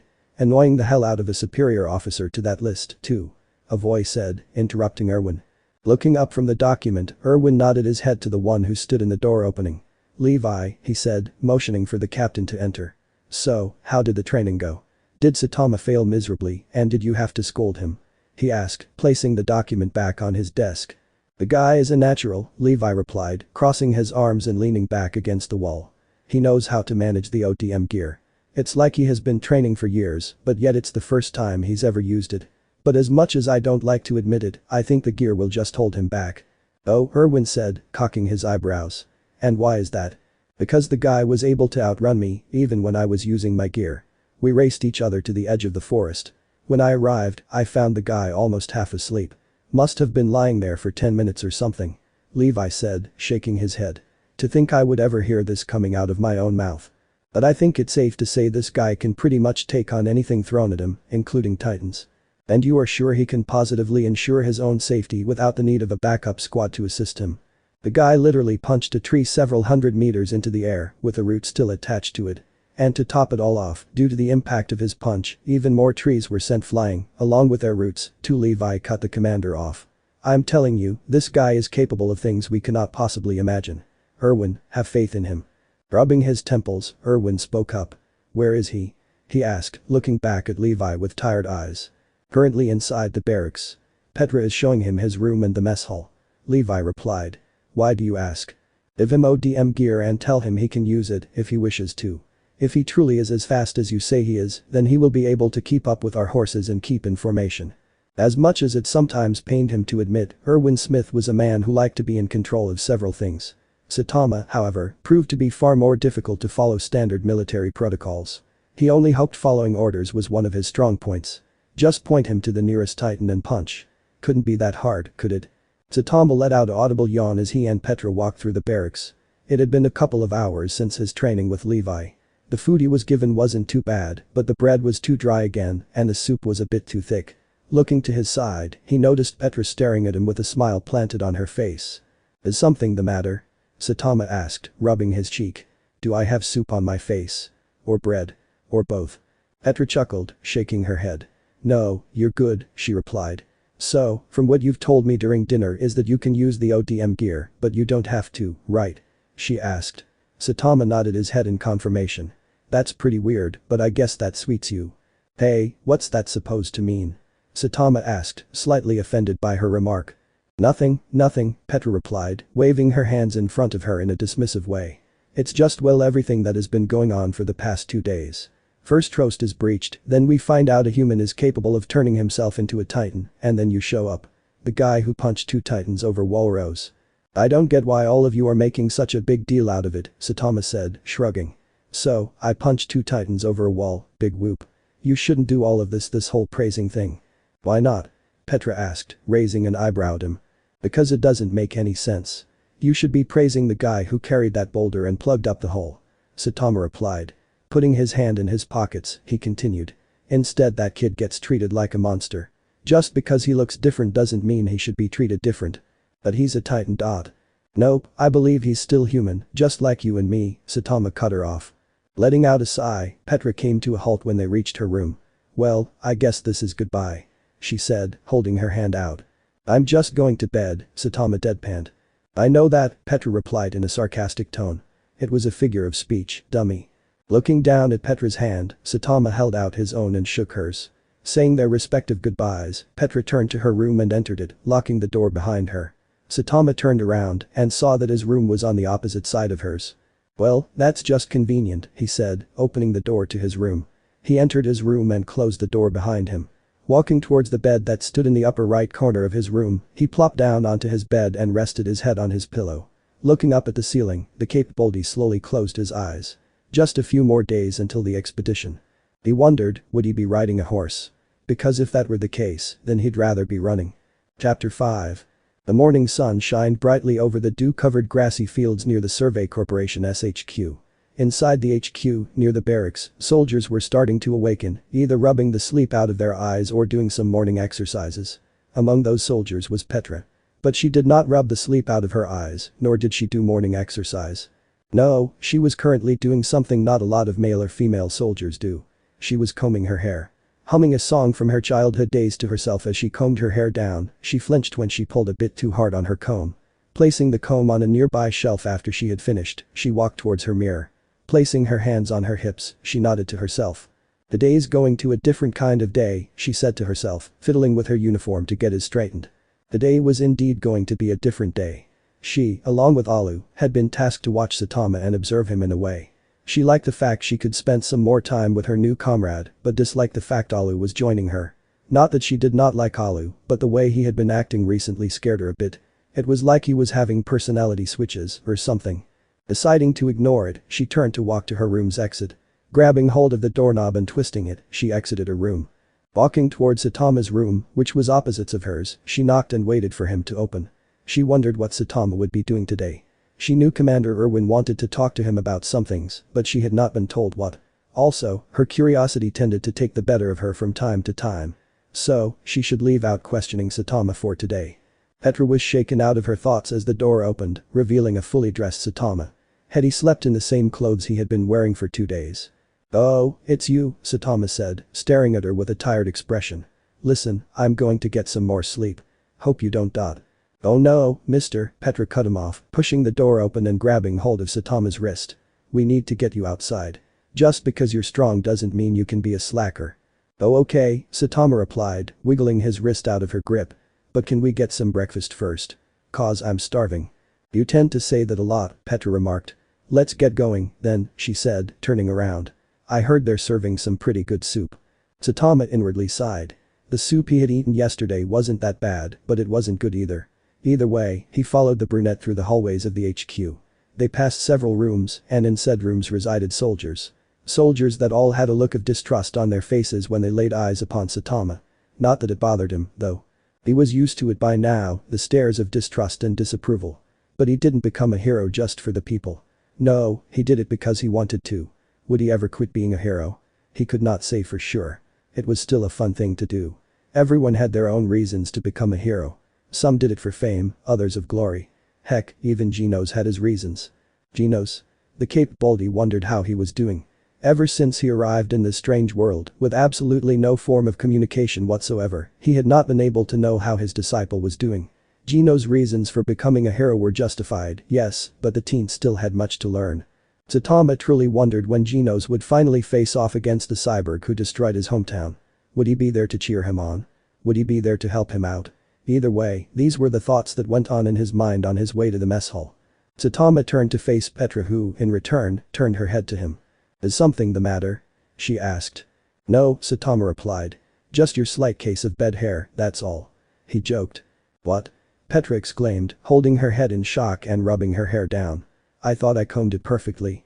Oh, this is so embarrassing. I'll never understand woman, Saitama muttered to himself. Hey, Petra said, glaring at him with a shade of red on her face. Easy for you to say. You don't even have any hair to comb, don't you know how difficult it can be? Hey, so what if I'm bald, Saitama retorted. The two of them butted heads, growling like dogs to one another as a small spark of electricity ignited between them. The two continued to glare at each other, neither flinching. Mind telling me what the hell is going on here? Both hero and soldier turned their heads to the source of the voice. Petra's eyes widened in shock as she saw who the voice belonged to. Quickly standing at attention, she saluted. Captain Levi, sir, good morning, she greeted her captain. How are you feeling, sir? At ease, Petra, Levi said, turning to face Saitama. I couldn't help but to overhear your conversation. So, you think combing is easy, huh? I never specifically mentioned that, Saitama replied, scratching his cheek. I'll have you know it can be very difficult from time to time, Levi stated, crossing his arms. But what can you expect from a guy who hasn't got a single hair on his head? He smirked. Hey, so what if I'm bald? At least my hair doesn't look like a blind person cut it, Saitama retorted. The two of them butted heads with one another, growling at one another. Saitama was far taller than Levi, but Levi was not backing out. No, instead he pushed all of his weight into Saitama. Saitama returned the favor and a small cloud of smoke appeared between their heads. Petra just smacked her forehead and let out a sigh. This was going to be a very different day indeed. Eren walked through the gardens of the HQ. He smiled as he watched a few birds flew by, probably heading towards somewhere else. A place where they don't have to live in fear.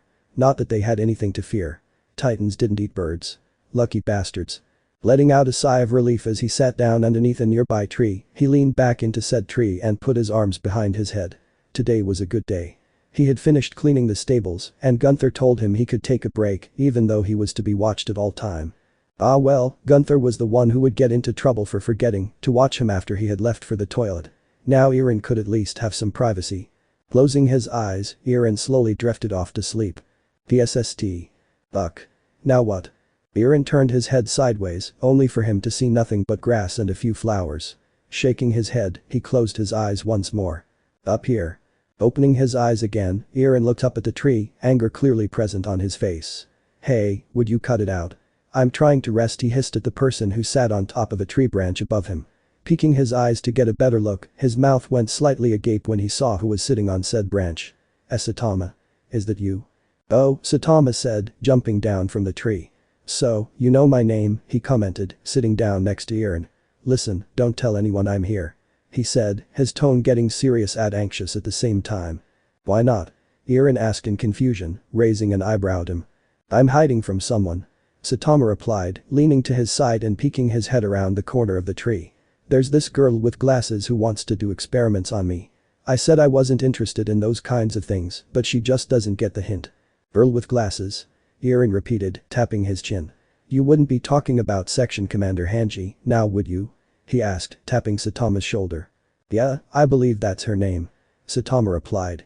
Listen, he said, placing both of his hands on Eren's shoulders. I got separated from Petra and Alu or whatever his name is. So, I asked Hanji if she had seen them. Instead of telling me where they were, she told me she wanted to conduct some experiments on me. Just what are you getting at? Eren asked. Just don't tell her where I am, Saitama said, his tone getting serious once more. I really want to take a nap without people trying to command me or trying to slice me open. Then let's take a nap together, Eren suggested, holding his hand out. I'm Eren, but you probably knew that. Kind of hard not to, with all the commotion you caused. Saitama replied, shaking Eren's hand. Leaning back against a tree, Saitama closed his eyes and let out a sigh of relief. Peace and quiet. Just what he needed. Hey, before we drift off to sleep, Eren said. May I ask you something? Saitama nodded his head, but kept his eyes closed. What will you do when you come across another Titan? Eren asked, looking at Saitama with a serious expression. I heard the stories. You punch Titans to death with just one punch and you're just a normal human, or are you something else? He asked, raising an eyebrow at him. I'm not sure, Saitama replied. From what I've heard, these Titans have killed a lot of people. Where I'm from, I fight monsters every day, so I'm not too thrilled about giant humans who just think they can do whatever they want. Eren gritted his teeth. Giant humans. There was nothing human about them. He decided to calm his anger and followed up. But will you help us get back what they took from us? Eren asked, a hint of remorse in his voice. I just think that with you on our side, humanity might finally be able to overcome their greatest adversary. Saitama mused. I guess since I'm kind of stuck in here, I'll help you guys out. It's kind of become my duty as a hero. Maybe I'll even go up in rank if the Hero Association gets word of my actions here," he grinned, smiling widely. "Hey," Saitama said, turning to face Irin, his eyes still closed. "Let's get some much-deserved sleep, alright?" "Sure," Irin replied, putting his hands behind his head. "Though you've probably earned it more than I have." Was that sentence really true? Sure, Saitama had performed acts no human could ever dream to accomplish, but still with his new ability, perhaps Irin would be able to become more powerful than Saitama. He still had to see Saitama's power firsthand. Punching titans to death with just one punch, who would have ever thought that was possible? "Why do you say that?" Saitama asked. "Say what?" Irin replied in confusion. "That you haven't earned your rest," Saitama replied, this time opening his eyes to look at Irin. "Everyone deserves their nap time, even you." Scratching the back of his head, Irin shrugged. "I'm not really sure," he replied. "I was able to control my titan powers and seal the breach, but you were able to punch titans over wall rows without turning into a titan yourself. I know you've probably heard it dozens of times already, but that's something else." "The tallest mountain started as a stone, Irin," Saitama said, getting the boy's attention. "I once was weak, but now I've grown. What I mean by that is that everyone starts at the bottom line and has to work their way up to become the best of the best. I might be strong, yes, but that doesn't mean you aren't strong either. There are a bunch of strong people in the world. You just have to find your place among them, that's all." "But you literally chopped Captain Levi, the man who is supposed to be humanity's strongest, into the floor. How can anyone surpass that?" Irin asked. Saitama shrugged. "I don't know. That Levi guy isn't all that strong as people boast, though he does know how to use that gear of his to a far better extent than I ever will. I'm surprised he's being dubbed humanity's strongest soldier, considering his height." Irin let out a sigh as he closed his eyes. This man was something else, that was for sure. He wondered how the expedition would go, with him on his side. Nighttime had arrived. The sun had descended and the moon had risen. The day went by smoothly for everyone, including Saitama. He got to talk with Erwin about the expedition a bit more, some more training with Levi, and his usual talks with Petra. The capable Baldy walked down the stairs, heading towards the mess hall. Reaching the mess hall, he opened the door and entered it. It was dark, the only light in the hall being a few lit candles that were neatly placed on a table. And at said table sat the Levi squad. Levi, Petra, Eld, Gunther, Alu, they were all staring at him with mixed expressions planted on their faces. Petra's was happy, while Levi's was bored. Alu's was Alu's, and Gunther and Eld's were ones of curiosity. Walking towards the table, Saitama grabbed a chair and sat down on it. "So, you wanted to talk to me?" he said, getting straight to the point. "Yes," Levi replied. "As you all know, Saitama here will be playing a major role in the next expedition. He might be a new member to the team, but he will be treated like he has been a part of it for months, got it?" But Captain Alu interjected, glaring at Saitama. "The guy is a newbie just like Irin. He doesn't deserve the honor of being called a member until he has returned from his first expedition. Just because some people are telling far-fetched stories about him doesn't mean they're true." "They are true, Alu," Levi replied, looking at him with his usual neutral expression. "I saw it with my own eyes. Unless you are implying that I am lying to all of you." "Then no, of course not, sir," Alu replied, bowing his head in shame. "But still," commented Eld, turning his head to Saitama. "I've yet to see you in action. You better not disappoint me." He smirked slightly. Saitama nodded his head at him and turned to Levi. "Is this all?" he asked. Levi shook his head, taking a sip from his tea which he had been holding in his hands for quite some time now. "No, there is one more thing that Erwin wanted me to discuss with you, Saitama. But I want these guys to hear it too." Levi took quick glances at his squad mates before continuing. "An expedition is never without casualties. In the past few expeditions, we lost many good men. Usually, it ends up with us having to retreat after suffering yet another defeat. What I'm about to ask you is going to sound crazy, and I won't judge you if you deny. But Erwin wants you to fend off the titans who might be chasing us if we for whatever reason should retreat. Now I ask of you. Will you do it? It might be too much, even for you." "Sure," Saitama replied, scratching his nose. "I just asked you if you're willing to die and you're not even slightly concerned about your own well-being." Levi asked, raising an eyebrow at him. "Oh, I am well aware of my own well-being. I just know I'm kind of stuck in a position I can't really refuse," Saitama replied, getting off his chair. "Besides, I can't really go back on my word. Anything else? Or can I leave now? I like the short conversations." "Why yeah, sure you can," Levi replied. The Levi squad watched as Saitama exited the mess hall, leaving them to their own. Everyone had looks of confusion on their faces. This guy was crazy. No, calling him crazy would be putting his lightly. It was like he didn't see the point of living anymore. Was he that confident about himself? Sure, he was strong, but he had never been on an expedition before. The guy's is nuts. He's nuts. Alu commented, looking at Levi. And he's part of our squad. Ha, he'll be dead the very minute he steps outside the walls. No, he will not, Levi replied, looking down at his tea. We have to trust his abilities. I have to agree with the captain, Petra said, getting everyone's attention. Saitama will not disappoint us, I'm sure of it. She smiled. I just know he won't. Chapter 6. Saitama walked through the crowded halls of the Survey Corporation SHQ, getting lost in his own thoughts as the hour to the graduation grew ever so close. Today was the day. But what the heck was he supposed to do? He wasn't really your go-to person for pep talks. Erwin, Levi, and even Petra told him the Survey Corps had the highest casualty rate of all the 3 regiments combined. So how the hell would he be able to convince them to join this suicide branch of the army? It's not like he could just lie to them and tell them nothing bad was going to happen. He might have lied to Geno's 1 or 2 times, but those were lies for his and Geno's own good. However, even he had to admit that lots of people were probably going to join the scouts, no matter if Saitama were there or no. From the stories he had been told, the scouts had a long and bloody history behind them. He just hoped he would be able to change that. Walking past several soldiers, who did not even take the time to greet him properly because they were too busy carrying equipment, the hero kept his gaze forward. Saitama noticed 2 soldiers walking towards him. Coming to a halt, Saitama exchanged glances between the 2. Can I help you? He asked. We're here to inform you Commander Erwin wants you in his office. One of the 2 said. Okay. Saitama replied, wailing past them. He came to a halt once more when he felt a hand on his shoulder. He wants you in his office right now. The other soldier stated, crossing his arms. Saitama let out an audible sigh and nodded, following the 2 soldiers as they walked down the halls. After a few minutes of walking and absolutely no exchange of words whatsoever, the trio had finally reached Erwin's office. Opening the door, Saitama stepped inside and closed the door behind him. He then turned his head towards the commander, who was seated behind his desk as per usual. Saitama, please, have a seat. Erwin said, motioning to the chair that stood in front of his desk. Nodding, Saitama did as Erwin said and took a seat in front of the commander. So, what do you want? Saitama asked. In just 2 hours from now I will be attending a ceremony. At said ceremony the cadets who have graduated will choose which regiment they wish to join. Most of them join the garrison regiment, where they will be safe behind the walls. But some soldiers who wish to reclaim what is rightfully ours, wish to join the Survey Corps. I'm not sure how many will join us because of the recent attack on Trost, but I hope at least some of them will join the Corps. Erwin replied, letting out a sigh before continuing. We can really use all the help we can get, but now that we have you on our side, things might turn out better than I had first anticipated. What do you mean by that? Saitama asked, raising an eyebrow at the commander in confusion. The rumors about you have spread amongst the other branches. Even the cadets have gotten word of your presence in the Survey Corps. That is why I want to have you with me tonight.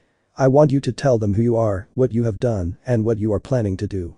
I want you to show them that humanity can be victorious in this fight and that we will reclaim what was once ours, Erwin replied, slamming both his hands on his desk. You have to tell them the truth. You have to tell them everything. Saitama's expression turned serious. Pointing a thumb at himself, the hero spoke up. So I'm supposed to tell them that everything will be alright? He asked. In a way, Erwin replied. I will start the speech and I'll have you finish the job. Those kids have been through a lot, Saitama said, leaning back into his chair. Are you sure they can handle it? Are you sure you should even be doing this? Erwin nodded. I am very sure. But there is one more thing, he said, looking at Saitama with a slightly disappointed expression. Due to this ceremony, we had to postpone the expedition for at least a week or 2. I am sorry to have to tell you this, Saitama, but you will have to wait patiently until you can face off against the Titans once more. That's not important, Saitama replied, rubbing his temples. What's important is that I can pretty much take care of the Titans on my own. And I mean like right now. Saitama stood up and was about to leave to finish off every last Titan there is, but was stopped by Erwin. You have a way with words, Saitama, Erwin commented, giving him a small smile. You care about these soldiers. I understand that you can pretty much take care of yourself and our Titan infestation. However, there is a psychological side to all this. Erwin motioned for Saitama to sit and the hero did so. Erwin continued. Our people have given up so much and gained so little. Yet they continue to do so because they feel that there is more to the outside world as we have been told. Countless of lives have been lost, he rubbed his temples before adding up. If I were to tell you to go out and kill every last Titan there is, how would that be fair to all those who have risked their lives day in and day out for humanity's freedom? Every sacrifice would be in vain. Saitama let the explanation, albeit a long one, run through his head several times. He had at least figured out a long time ago that he was in a very different place than home. Technology was non-existent, at least to a degree. There were no signs of any other heroes in the vicinity. Would that mean that he got to call the shots when it came to rescues? I do, however, expect you to use your powers to their full extent, Erwin announced. Use his powers to their full extent? Was that even a good idea? Saitama knew he was strong, very strong, but he had never gotten too serious, well, except for Boros, but that was just a bit more serious than he usually was. He was able to split the Earth's atmosphere in two for quite some time. Was it permanent? He had no idea. These Titans weren't as much as a threat to him. They were just oversized humans in a way, nothing too special about them. But Eren and the others, they weren't like him. They weren't as strong as him, they never could be. Taking a quick glance at Erwin, who was looking at him with a look that said, well, are you going to speak up or what? Listen, I'll do my best, okay? I can't promise more than that. Saitama said, holding his hand in front of his chest. I'll make sure to help as many people as I can. I don't really have any form of authority over here, and I don't want to get into trouble with the government because that could spell trouble for my future. Also, my status would definitely drop in rankings. I will try and keep everyone safe, but I can't be at 10 places at the same time. I expect nothing less, Saitama, Erwin replied, slowly nodding his head. Listen, you might be humanity's last hope, should Eren not be able to stop the Titans' advance. I hope you don't die on us this expedition. Saitama rubbed the back of his head, letting out a loud yawn. Are we done here? No, Erwin sternly replied. We have much more to discuss, including your rank in the Survey Corps and what role you will be playing in the expedition. Alright, let's hear it, Saitama replied, putting his feet on Erwin's desk. Letting out a sigh of frustration, Erwin spoke up. You will accompany the Special Operations Squad outside the walls. Your task is to guard Eren Yeager and make sure nothing happens to him. I want you to protect him with your life. A long-ranged scouting formation will be used, but you will be in the middle, along with Levi and the others. I want to see how strong you really are for myself. Am I understood? Erwin asked, smiling as Saitama nodded his head. But I am grateful, Erwin sighed, closing his eyes. Grateful that humanity has been blessed with two capable warriors, he said, opening his eyes to look at Saitama. You are a key asset, Saitama. When you fight, humanity will be counting on you. Cheering you on. Please don't have us waste the final sparks of hope we have left. You're a man who is good with words, Saitama commented. You remind me of someone I know. And you're very confident in your abilities, Erwin said, clasping his hands over one another. Do not let that confidence turn into arrogance. It's what got most of our soldiers killed. I'm no soldier, Saitama retorted. As of now, you are an official member of the Survey Corps and thus, a soldier, Erwin said, getting off his chair. Let this day be remembered, Saitama. The day humanity's single spark of hope ignites, you will give it so that others may live to fight another day. Saitama got off his chair, stretching his back. Anything else? He asked. Yes, Erwin replied. You know what happened to the two Titans Hanji had captured, right? They're dead. Saitama replied. Did you have anything to do with it, Saitama? After you said you would take down every last Titan yourself if you had to, I had my suspicions. Erwin said. Nope, Saitama replied. I was in my room, getting some much-deserved sleep. Closing his eyes, Erwin spoke up. Where do you think the enemy is, Saitama? This was it. This was their moment. The moment of truth, so to speak. The garrison regiment or the Survey Corps. Many had already made their choices. The stars shined brightly in the night sky, and the torches lit the graduation site, providing a reasonable amount of light. There it stood. The stage where Commander Erwin would give his speech. The Dets, either scarred for life because of the attack on Trost or saddened by the cremation of their fellow comrades, were all lined up in front of said stage. Armin shifted uncomfortably as he turned his head right to look at Mikasa, who had a neutral expression on her face. Have you made your choice? He asked, getting her to turn her head to face him. Yes, Mikasa replied, turning her gaze forward. Have you? She asked. I think so, Armin replied. Have you heard the rumors? It said that the man who was with Eren in the courtroom has joined the Survey Corps. Mikasa's eyes widened a bit. He was in the Survey Corps. But why? Why him? She had only seen the man twice, but she knew that he wasn't a regular human. No human would be able to do the things he had done. Was he like Eren? No, he didn't turn into a Titan like Eren did. But still, when she saw what he was capable of, it shocked her to her very core. She would ponder over what else he could be capable of. She wasn't the only one. In the mess hall, she had overheard others talking about him as well. Armin, Mikasa said, looking at him. Even if he is among their ranks, that does not mean you should think highly of him. You have to rely on your own strength, not on that of others. But you saw what he was capable of, Armin retorted. Armin, everyone saw, Mikasa replied. Hey, are you guys talking about that bald guy? The guy who punched Titans to death with just one punch? Yelled a soldier from the back line. Yeah, shouted a soldier that stood behind Armin. Something about him being in the Survey Corps or something. Really? That guy must have a death wish or something, shouted another soldier. Suddenly, a man came walking on the stage. Everyone went silent as they watched the man stand on the stage with much confidence. Putting his hands behind his back, the man spoke up. Good evening. My name is Erwin Smith, commander of the Survey Corps. Today you will choose your regiment. Let's cut to the case, the scouts need you. We need all the warm bodies we can get. After the recent Titan attack, you now know firsthand the horrors of what they're capable, as well as the limits of your own skill. However, this battle's aftermath gave humanity a new chance for victory. I am referring to Eren Yeager, Erwin said, looking to his side as he watched Saitama, Petra, Levi, Mike, Hanji, and many others stare at him. They were all concealed by the curtains which they stood behind, preventing anyone from noticing them. And Saitama, the man who punched 2 Titans over Walrose. Mumbled whispers could be heard among the cadets. I'm just going to make this quick, since there is someone who would like to have a word with all of you, Erwin informed the cadets. In a few weeks from now we will commence an expedition outside the walls, to the Shingishina district. In said district lies the secret to the Titans. A secret provided to us by Eren himself, Erwin said, turning his head to look at Saitama. It was time. Cadets, may I introduce you to humanity's strongest soldier? Letting out a sigh, Saitama cleared his throat. Looking at Petra, who gave him a reassuring pat on his back, the caped Boldy walked towards the commander. Every single cadet let out a gasp when they saw a pair of red boots come out behind the curtains. They were followed by a pair of red gloves and a yellow tracksuit. And finally, there was the bald head. Saitama gazed at the cadets while walking towards the commander. Reaching the commander, Saitama put his hands in his pockets. This is him, cadets. This is the man who will change the outcome of our war against the Titans, Erwin informed them. Patting Saitama's back, the commander walked towards Levi and the others and left Saitama to fend for himself on the stage. Nodding his head and assuring himself he could manage talking to some kids, Saitama cleared his throat as he looked at all of the cadets. Crap, he thought to himself as a bit of sweat started to dip down his forehead. Should have prepared some kind of a speech or something. Letting out a sigh, the caped Boldy spoke up. So, how's everyone doing tonight? No one replied to his question. Right, Saitama laughed awkwardly. All of you have to choose a class you wish to join. Now Erwin told me to tell you a little bit about myself and how I was going to help all of you reclaim your lands. He said, getting everyone's interest. Well, in a week or 2 we will go outside the walls.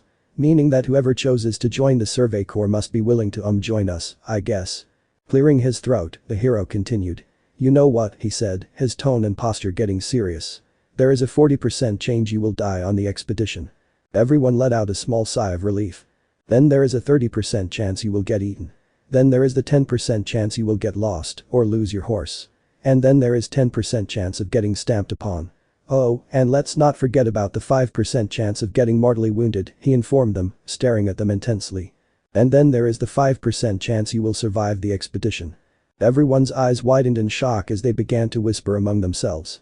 Saitama turned his head to Erwin, who was looking at him with a neutral expression planted on his face. It was almost like he did not care about what Saitama had just said. But I will be there to protect each and every one of you.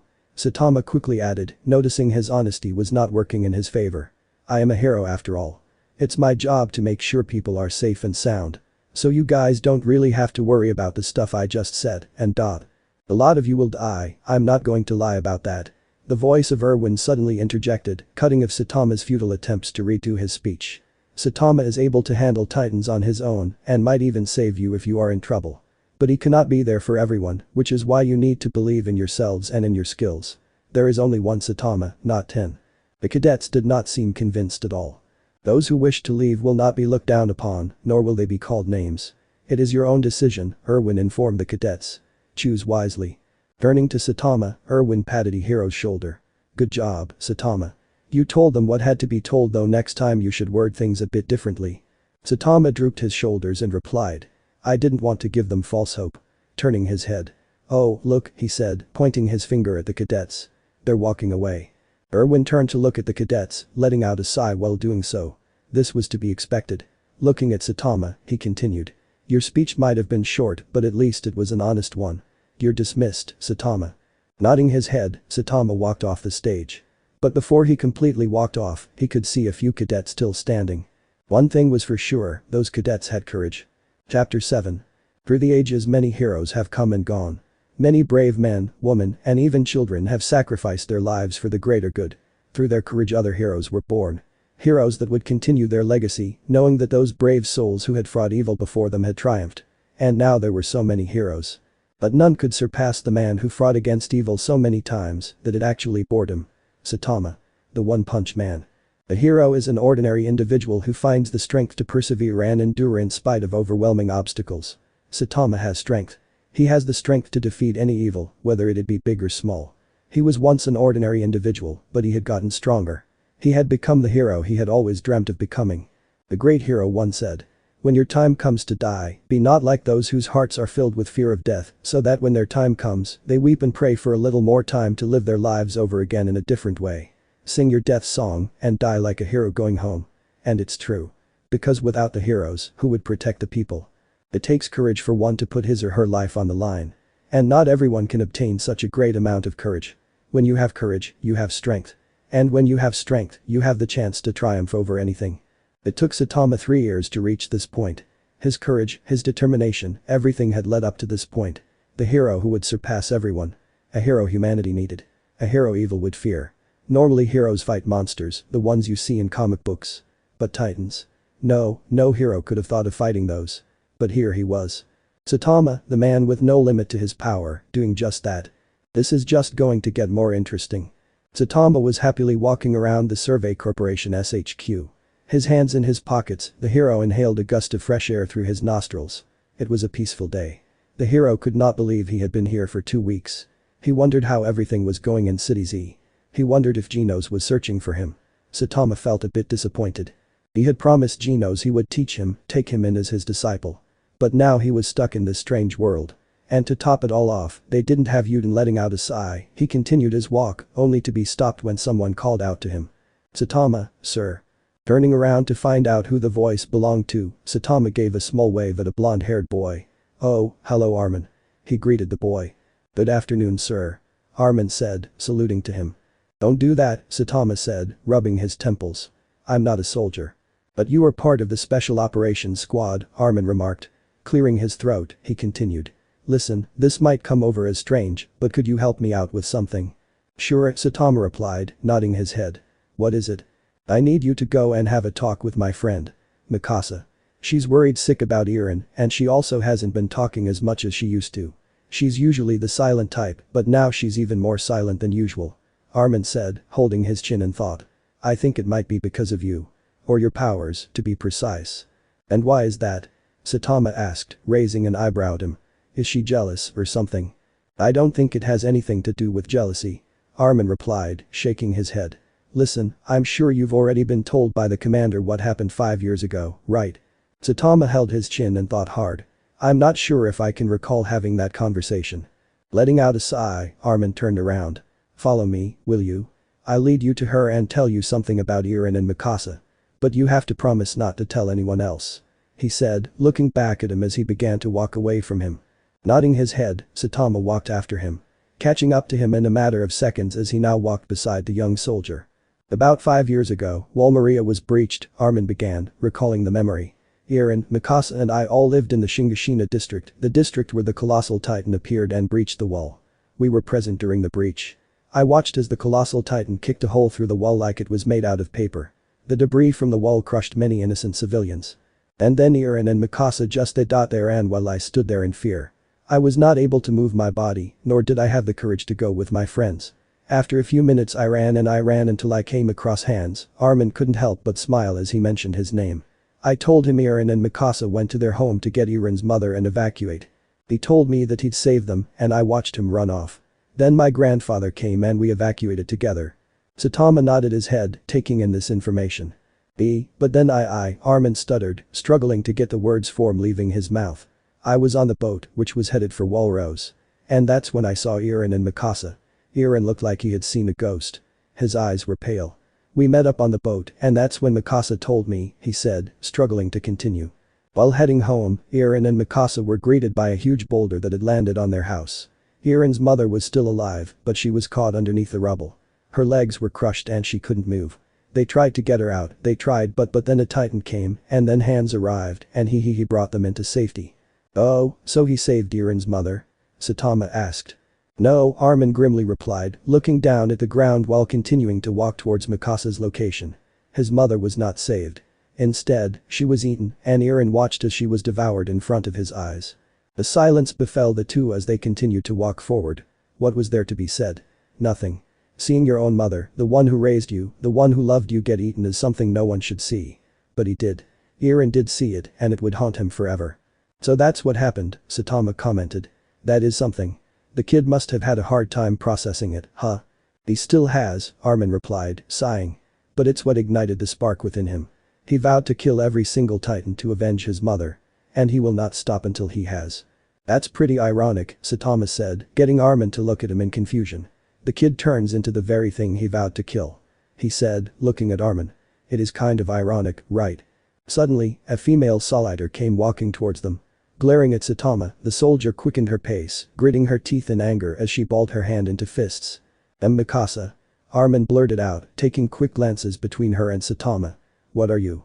Step aside, Armin. Mikasa ordered, now standing directly in front of Saitama. You and I need to have a talk. She said, glaring daggers at him.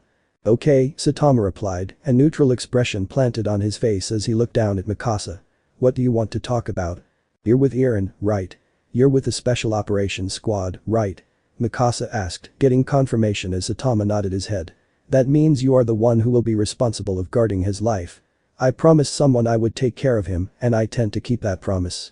If I find out something bad happened to him, then I will personally make sure you will never walk again. She said, her glaring intensifying.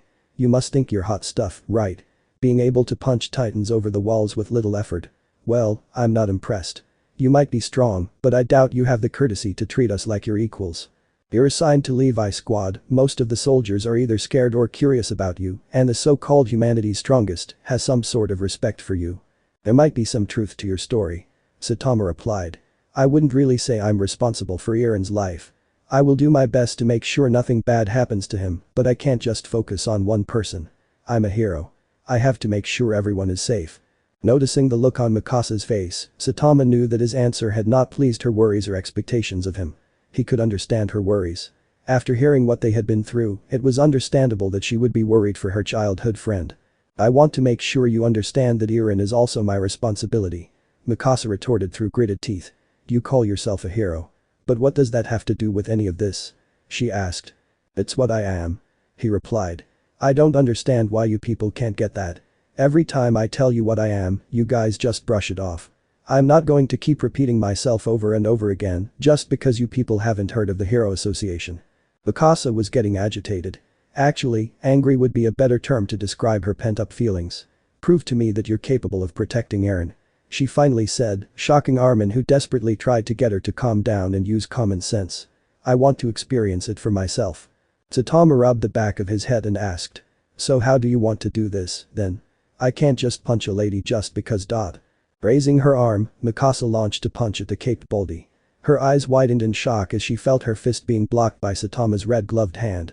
She suddenly felt an enormous pressure on her hand and she fell to the ground, her fist still in Saitama's iron grip. She could feel her fingers were about to snap. Through gritted teeth she looked up at Saitama, who looked down at her with a neutral expression. Let go of my hand, she demanded, punching his hand with her free hand. Her eyes widened once again as her other hand was caught by Saitama's hand. He squeezed her hand, making her flinch in pain as she was now at Saitama's mercy. If your hands don't work like they used to before, then just use your feet, right? That's exactly what Mikasa did. She kicked herself up and dropkicked Saitama on the bridge of his nose. Careful not to dislocate her wrist, since they were still being held by Saitama, she landed and panted audibly. That was a direct hit. I'm sure he's knocked out by now. She thought to herself. That was a good kick. Saitama commented. Let me show you something I showed Genos too. Mikasa's eyes widened when she noticed a red glove moving ever so close to her face. Before she had any time to react, the fist stopped inches away from her nose. At first she felt nothing, but then she felt an enormous gust of wind launching her several feet backwards. As she fell flat on her rear, Mikasa used the momentum to launch herself upwards. She dashed towards Saitama, who patiently awaited her next move. Perhaps it was adrenaline, but her mind was actively telling her to stop head advance, as it knew the first punch he'd thrown was him holding back immensely. But for some reason she continued. And was met with a tap to the face. Said tap sent her stumbling backwards, trying to look for anything to support her. Her body felt very heavy for some reason. Like her head had been battered with a wooden club or something. She felt arms wrap themselves around her waist, and she could see the faint blonde locks of hair before she eventually dropped to the ground, taking Armin with her who had so chivalrously tried to break her fall. "Mikasa," Armin exclaimed, looking at her with worry in his eyes. "Are you alright?" Mikasa took a few seconds to process his words, but eventually replied. "I think I'm fine. My head really hurts, though." "What hit me?" "I think that Saitama accidentally grazed you with his pinky finger," he replied, watching as the bald hero quickly made his way over to them. "Sorry about that." Saitama apologized, kneeling down beside the two teenagers. "I dodged, but you were a tad bit faster than I had anticipated. I also had an itchy nose so I needed to scratch, and that's when you hit my pinky."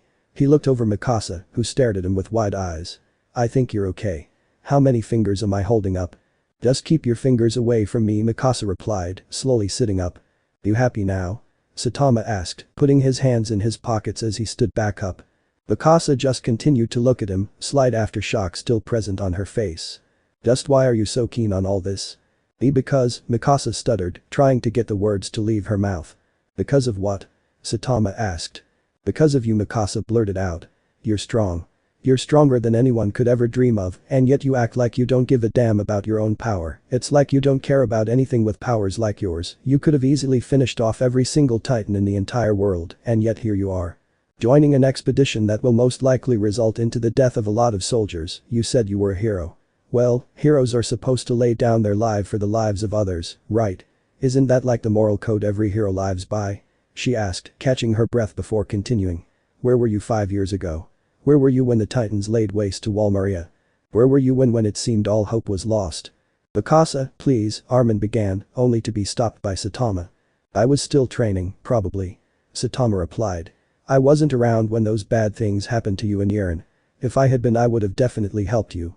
I just wasn't here yet." Mikasa closed her eyes and breathed in. She though back at the time she had nearly died in Troust. How she didn't see any purpose in living anymore when Yiren was eaten and proclaimed dead. And then she remembered that spark that suddenly ignited in her, giving her the willpower to carry on. She breathed out and looked at Saitama.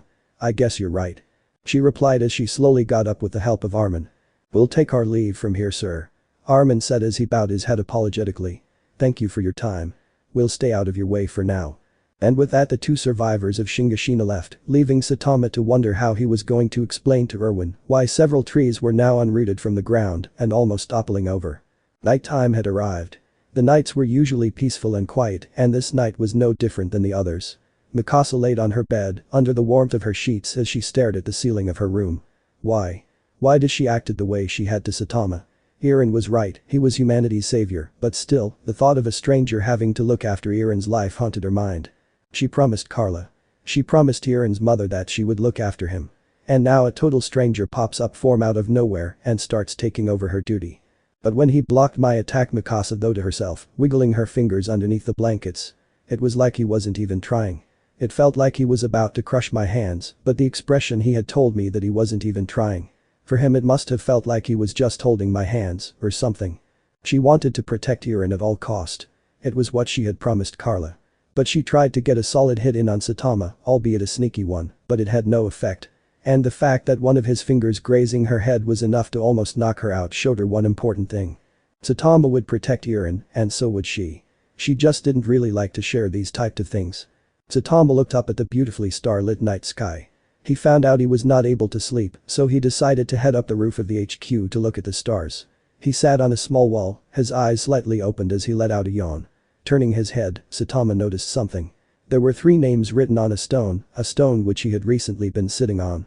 Peeking his eyes to get a better look, Saitama read the names. Levi. Harlan. Isabel. He knew one of them, but who were the other 2? Perhaps he should ask Levi. Chapter 8. Being tired was not uncommon, especially for Saitama. A long time ago when he first started his intense training routine, he got tired very easily. Any sane person would not have started his training routine, since it would put an immense stress on the body if you do not properly train beforehand. Normally one would start doing 10 to 20 push-ups and then start to train his way up to reach 100. But the big question remains. Are those people training their body just for show? Or were they actually trying to accomplish something? A lot of times people judge themselves too harshly. They either think they're too fat or have little to no condition whatsoever. Judging yourself like that would be considered a lack of self-esteem. Or a lack of having no confidence whatsoever in your own body and soul. As Saitama himself would say. So, what would people do if they thought their goals are impossible to reach? They search for different methods. They either try to find other convenient and easy methods of accomplishing their goals, or they set their sights on different goals altogether. Saitama, however, is different. It was almost the same routine for him every day, yes.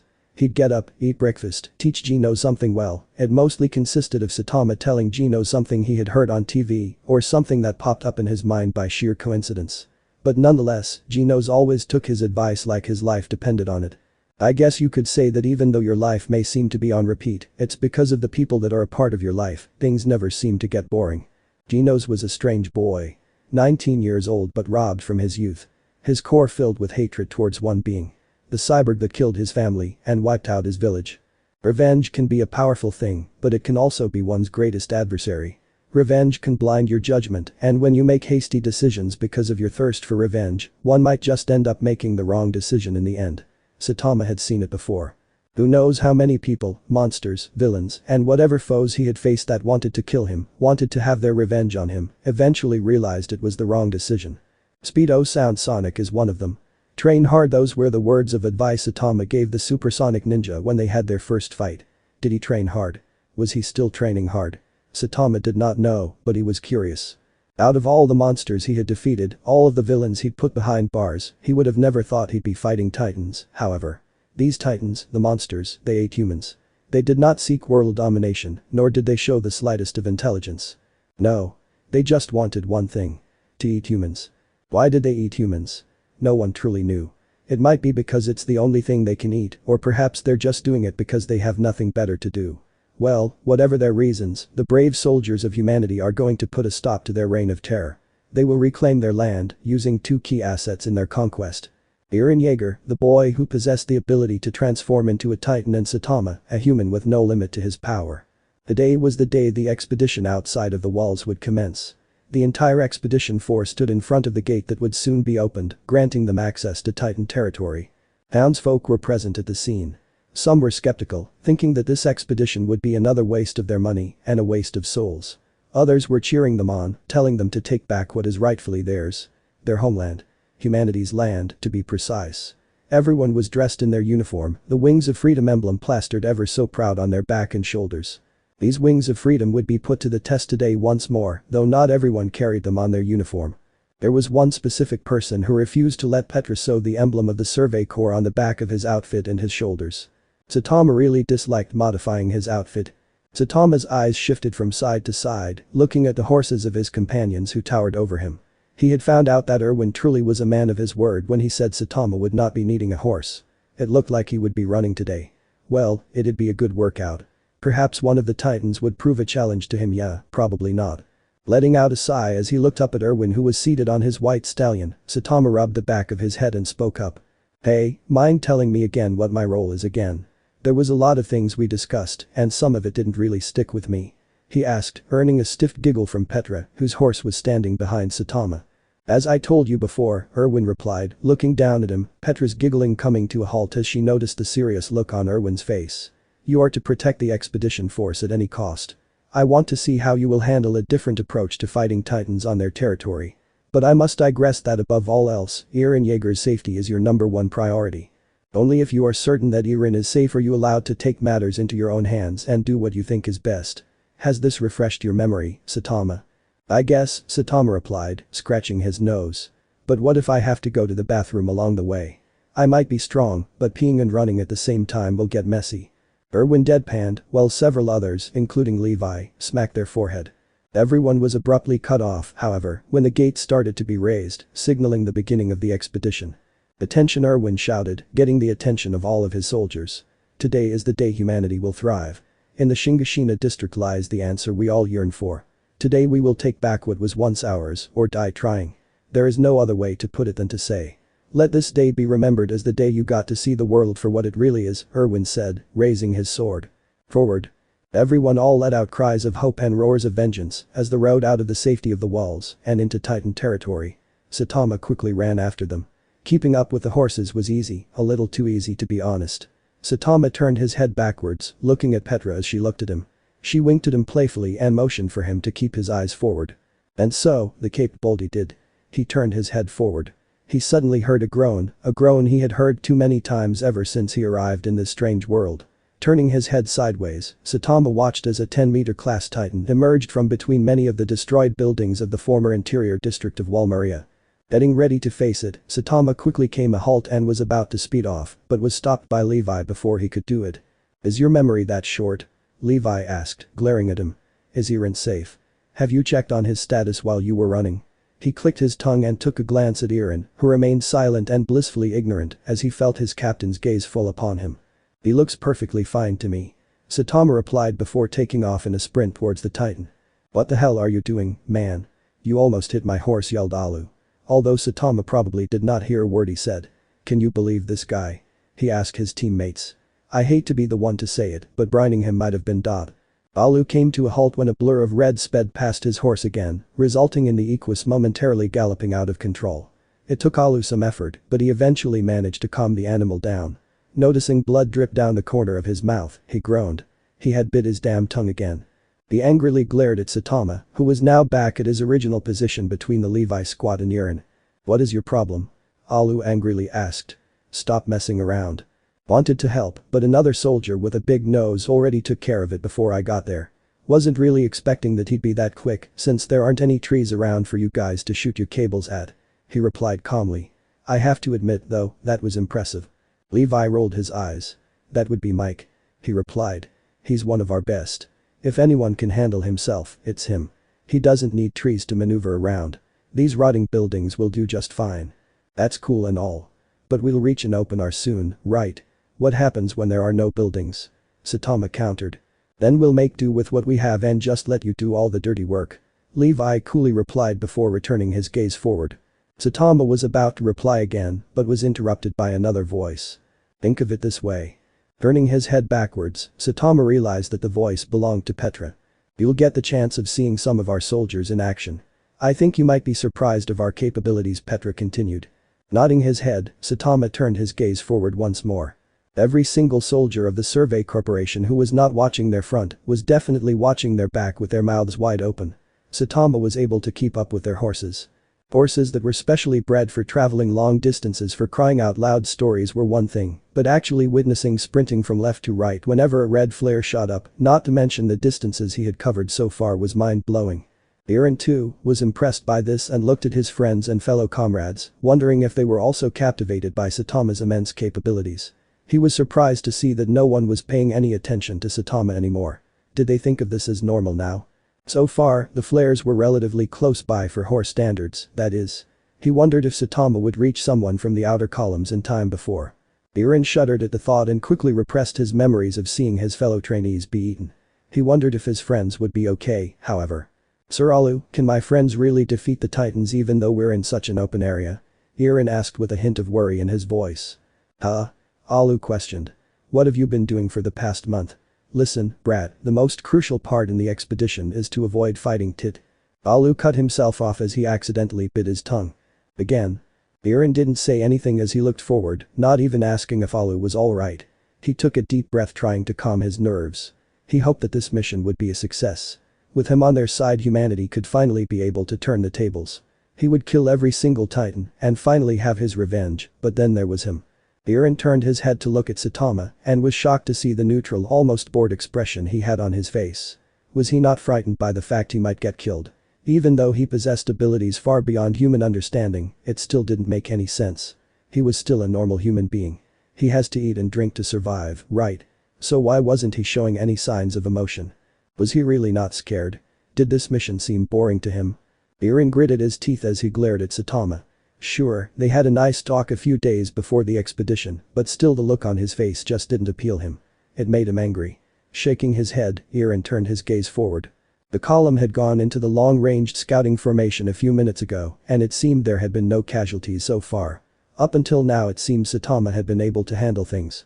Saitama's capabilities would once again be put to the test, however.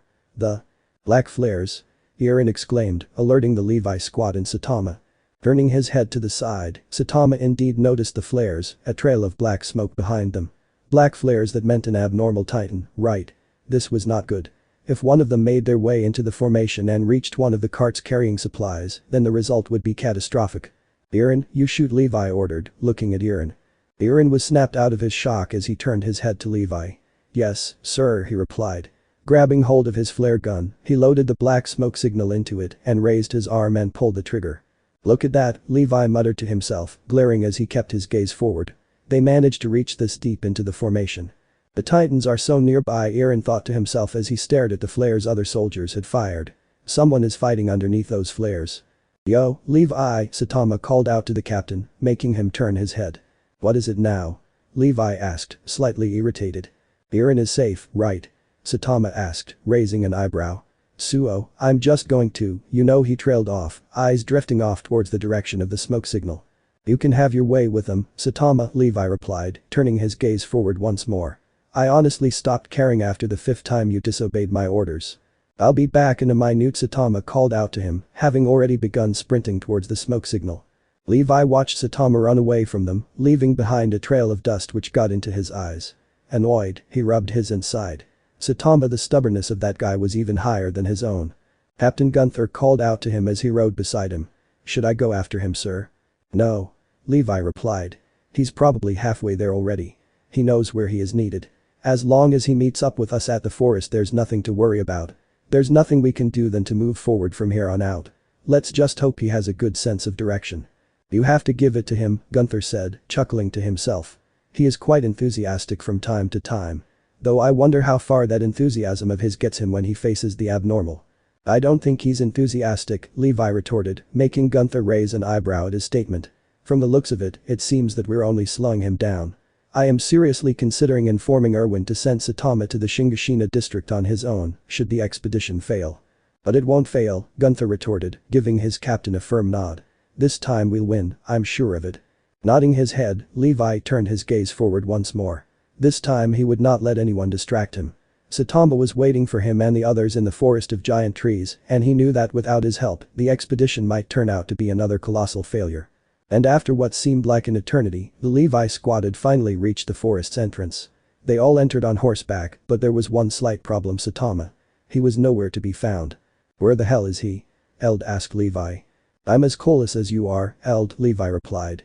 What are you doing, Saitama? I know Erwin told you to protect the column at all costs, but I didn't expect you try to save everyone. I get saving people is important, but damn it, man, do you ever listen? Levi thought to himself as he and his squad advanced further into the forest. Meanwhile, with the other recruits. Hey, what are we doing at this tourist spot? Jean questioned as they were riding around the forest. We're totally off from our destination and from the return point. I don't know, Armin answered, but the order did come from Commander Erwin after all. He must have a plan. What kind of plan? Jean asked. Are they planning to hold a welcome ceremony for us new recruits at a tourist spot? I don't think so. Armin answered. That was a joke, Jean clarified. Anyway, that giant woman is following us, and there is no Saitama to be seen. Either way, we can't stay here. The only thing I can imagine is that we're going to do something else. Everyone, halt, an elite ordered. Everyone stopped in front of a large set of trees before getting off their horses. All right, listen up, recruits, the soldier began. We are now going to make a counterattack. Draw your blades and wait in the trees. If any titans enter the forest, stop them at all costs. You sir, what are you? Shut up and follow orders, he demanded before going in the tree. Seriously? What's going on? Jean demanded. The forest of giant trees. Captain Levi Eren called out. What? Levi answered in irritation. Well, we're in the middle of the woods, Eren began. If the center enters alone, we won't know if titans are coming. Don't go on about the obvious, Levi answered. We can't do any of that anymore. But look around you, those big ass trees, it's the perfect environment for OTM gear. And use that tiny head of yours. If you don't want to die, think. But what about Saitama? Eren asked. We don't even know where he is. We don't even know what happened to him. Did he leave us? Is he helping others? I don't know. Levi answered. Then what is he doing? Eren demanded. I don't know, brat. Saitama willingly left on his own accord. It seems that Erwin has put a lot of faith in him. Levi explained, he made the decision to fight. If we go back and try to find him it won't help the situation. Saitama is on his own for now. But you and I both know what he's capable of, or have you forgotten the 2 titans he punched over the wall with little effort? Eren nodded. Of course he hadn't. Sadly, Levi was right. Eren hated to admit it, but Saitama was indeed stronger out of the 2 of them. Stronger than anyone he had ever met. Sure, he hadn't faced off against Saitama in his titan form, but the outcome would probably be the same. He'd get beaten into submission with just 1 punch. He looked over at his comrades and widened his eyes to see that they all had mixed expressions of worry faces. What were they not telling him? Eren and the rest of the squad widened their eyes as they heard loud rumbling noises, followed by a punching sound. They all looked up to see a black smoke round being fired into the air. The black smoke round? Eren questioned. It's from directly behind us, Alu realized. It must be whatever was chasing us before, Eld muttered. Draw your blades, Levi ordered as he pulled his out. If we see it, it'll only be for a second. Eren looked behind him as he heard nothing but silence. He hated how he knew that there was a threat, but that he couldn't see it. His heart was beating louder and louder as he heard something getting closer. Hi. Eren's heart skipped a beat when he saw Saitama beside him. Yelping audibly, the young soldier quickly tried to regain his composure as he glared at him. What the hell are you doing, you freaking idiot? He exclaimed, gritting his teeth. I thought you were dead. Oh, I'm not dead. I just wanted to explore the forest a bit, see what kinds of animals live in here. I also had to go take a pee again, so that's also why I am here. Oh, and didn't we agree I'd meet you guys here? I might be forgetful, but I try not to break promises. Saitama replied. Etra deadpanned as she let out a sigh. You really aren't taking this seriously, aren't you? She asked. I am, Saitama retorted. I just thought it'd be a good idea to catch up with you guys like we all agreed to and dot. What he is trying to say is, Levi interrupted him. He'll be staying at our side now, not leaving us again unless it is absolutely necessary. Saitama gave him a quick thumbs up and caught up with him. So any idea how much more we'll have to run? He whispered. Listen, Levi whispered back. You answered Erwin's question correctly for some reason a long time ago. You act oblivious, but it seems that you're actually kind of smart. We'll capture the female titan without you having to kill it. Okay, Saitama replied, nodding his head. I think the rest of your group is probably going to hate you for keeping this a secret from them. I think they might even hate me for it. I'm prepared to take full responsibility. Came across some soldiers. Saitama said. And? Levi asked back. They were dead. Sorry. Saitama admitted, his gaze fixated on Captain Levi. I guess something must have happened to them. I saw a lot of smoke signals and helped out the guys in trouble, but I guess some of the soldiers didn't have time to send a message. This is normal. Get used to it.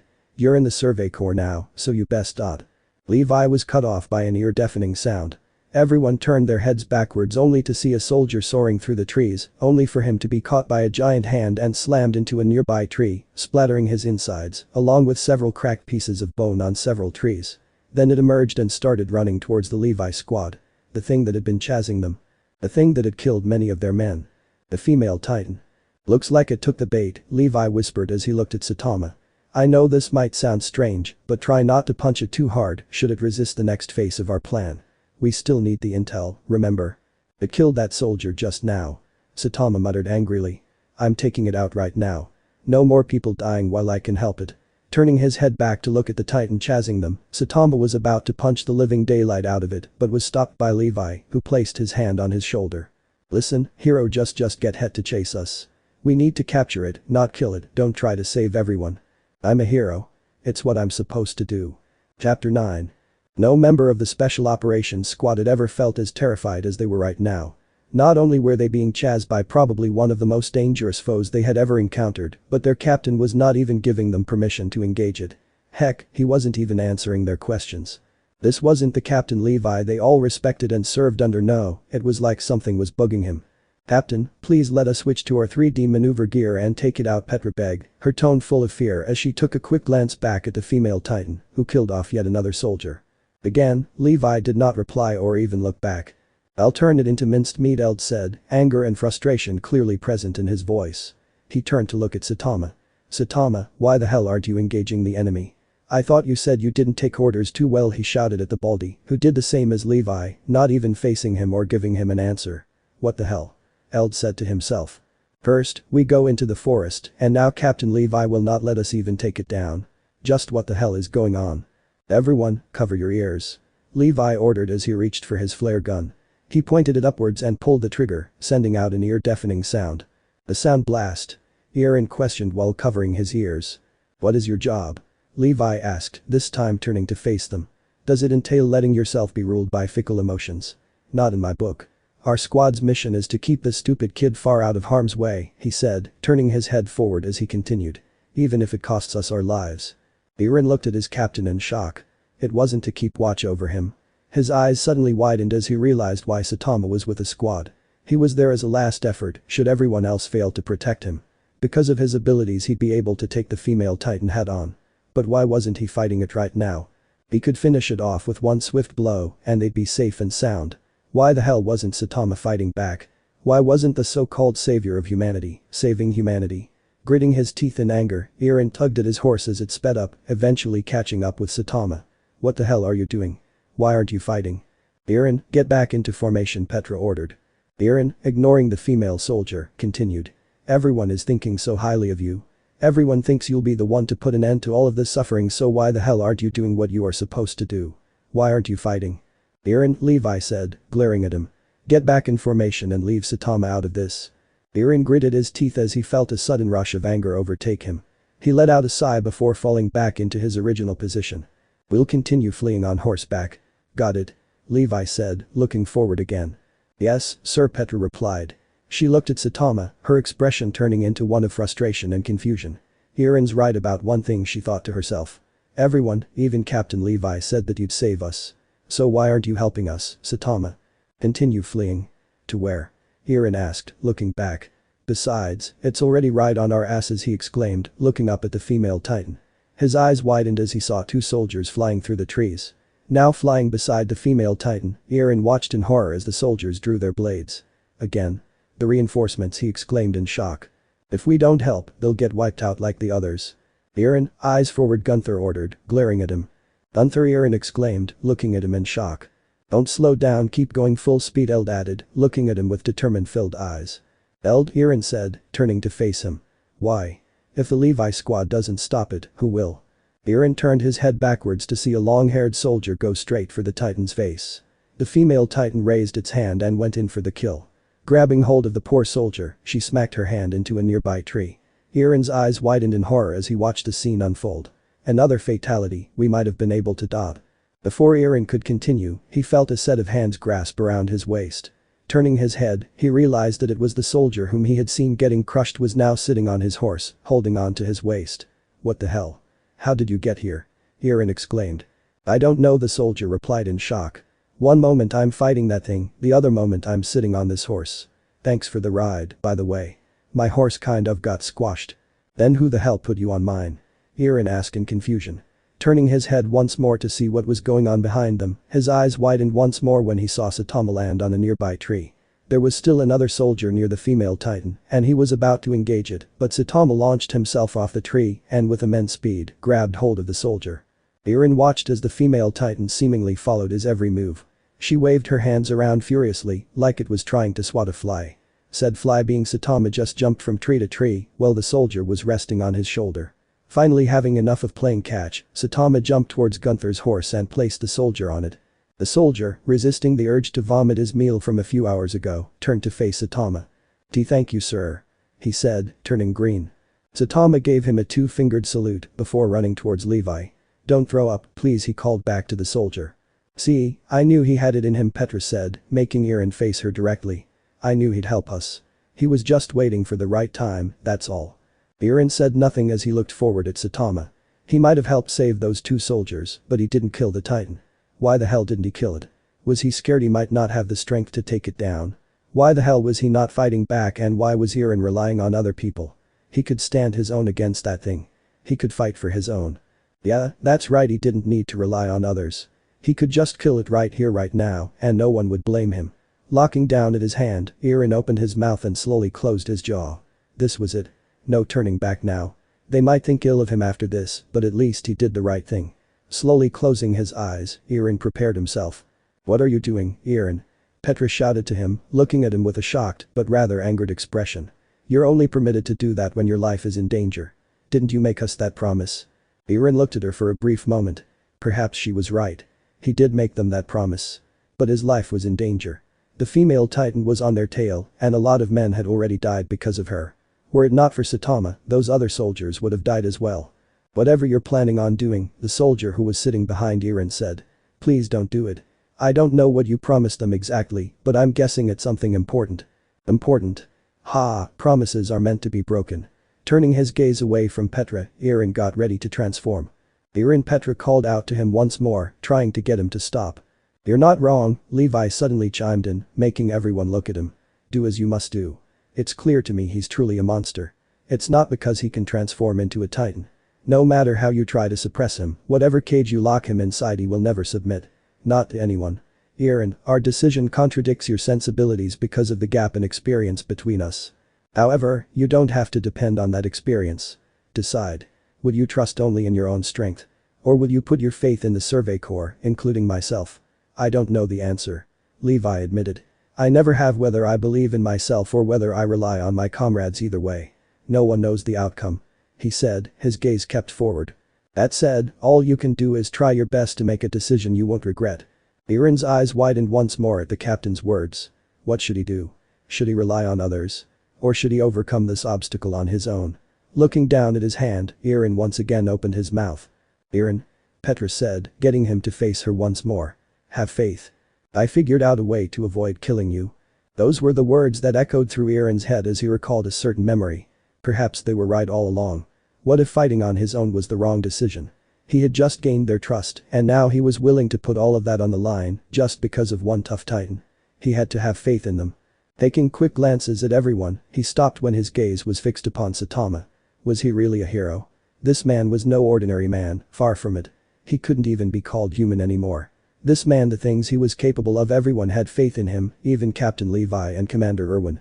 It was almost like they thought that Saitama was the solution to all of this. The ending the war, and perhaps he was. Perhaps he was the solution. He was strong, stronger than anyone, even stronger than Eren's titan form. Maybe Eren was just an extra in all of this. If even titans don't scare him, then perhaps. Saitama, Sir, Eren called out to the hero. Promise me when this is over, you tell me how you got so strong. I want to be like you. No, I need to be like you. Eren, make your decision, Levi cut in, silencing Saitama before he could reply. Don't drag Saitama into this.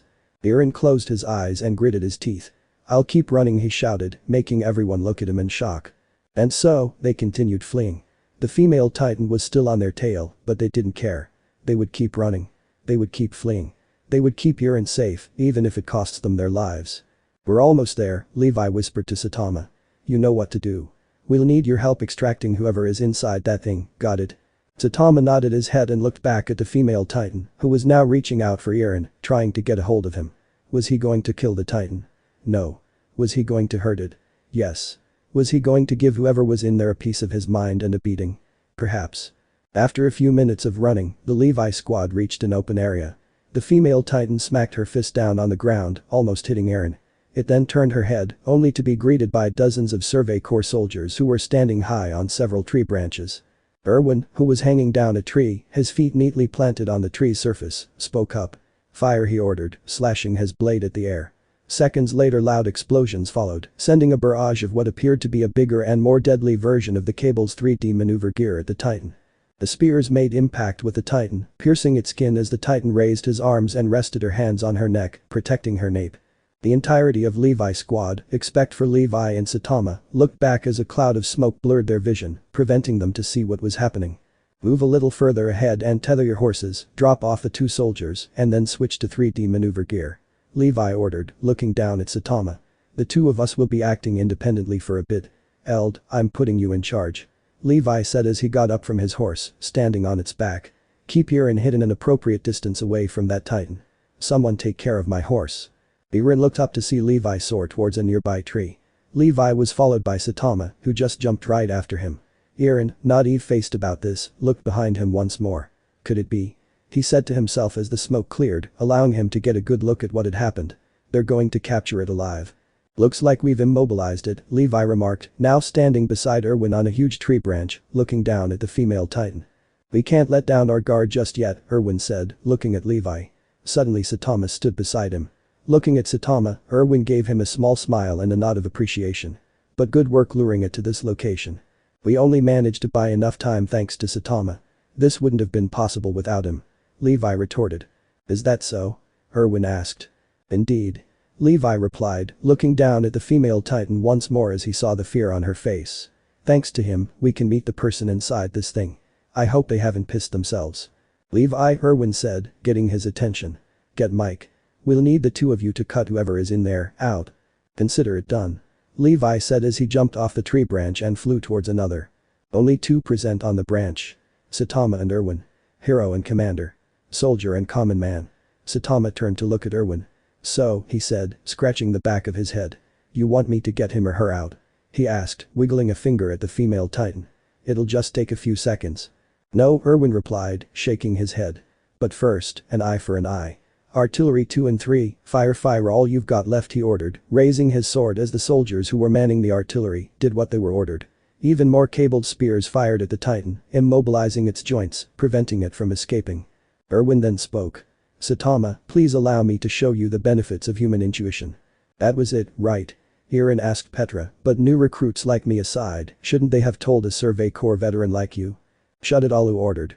Are you saying that the commander and the captain don't trust us? Petra demanded, anger clearly present in her voice. And no, Eren answered. But from the looks of it, it really seems like it. Petra, yank his teeth out, Alu yelled as he pointed his blade at Eren, swap his front teeth with his molars.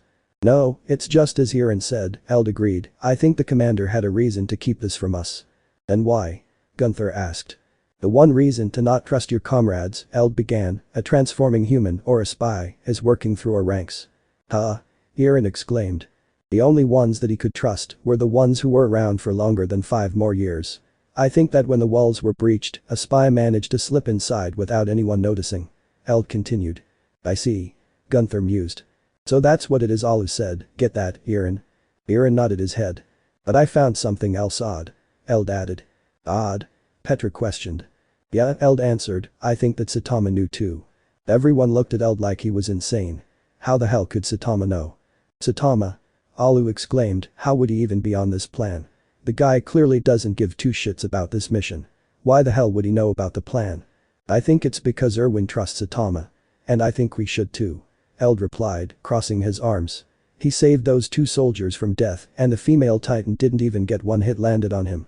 The guy is like nothing we have ever seen before. And we have still to see his full potential. Well, if Erwin trusts Saitama, then how did he get in on the plan? Last time I checked, I don't think Saitama was asked the question. Alu recalled. Perhaps he did, but we just never knew or heard about it. Petra suggested, shrugging. I'm surprised you didn't know, Petra. Alu said teasingly, smirking as he turned to look at her.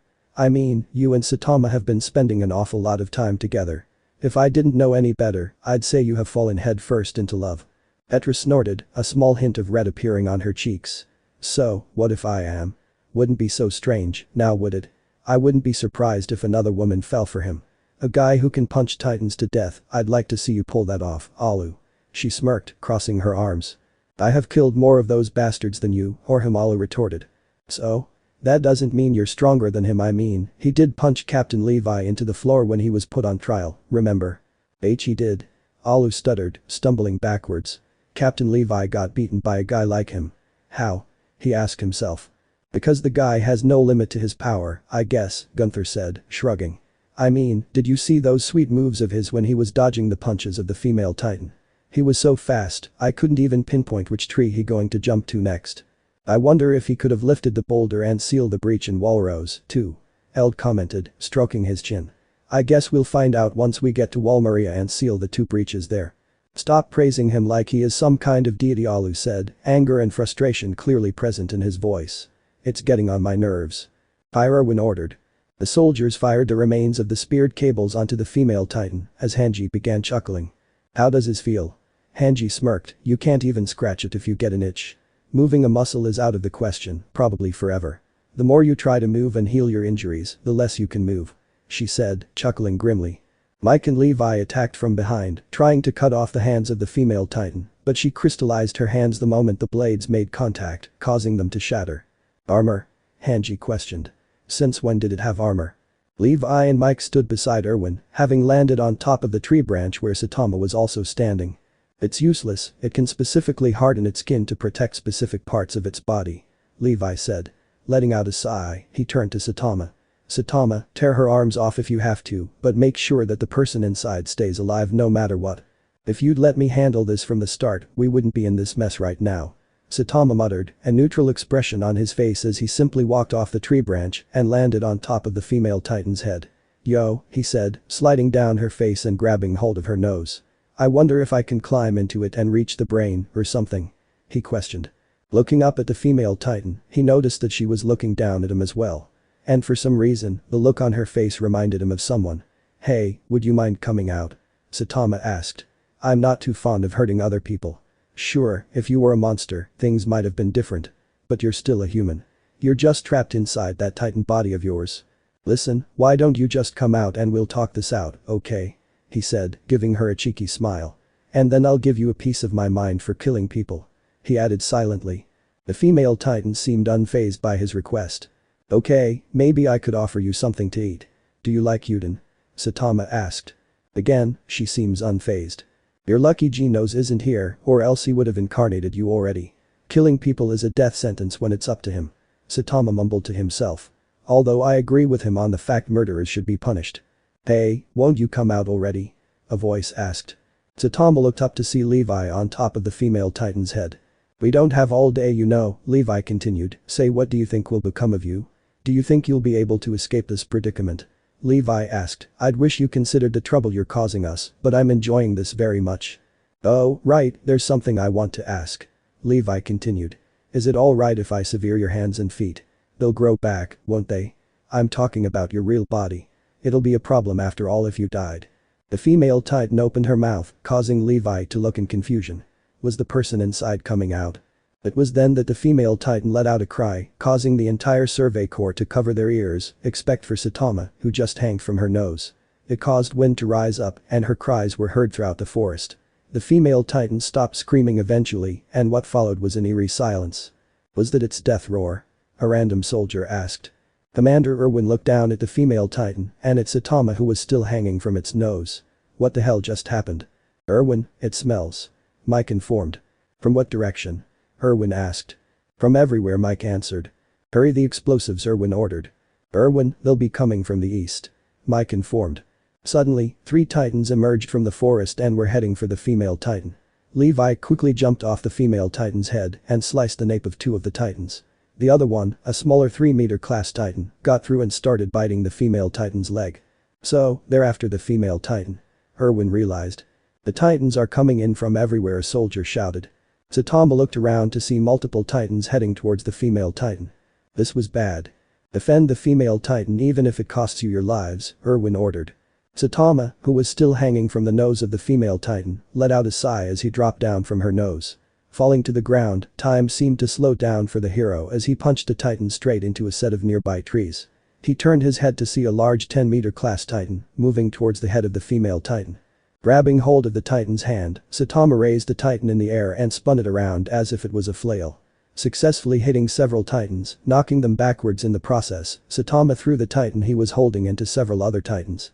Finally falling to the ground, Saitama looked up to see that there were still around 10 titans attacking the female titan, biting and ripping of lumps of flesh.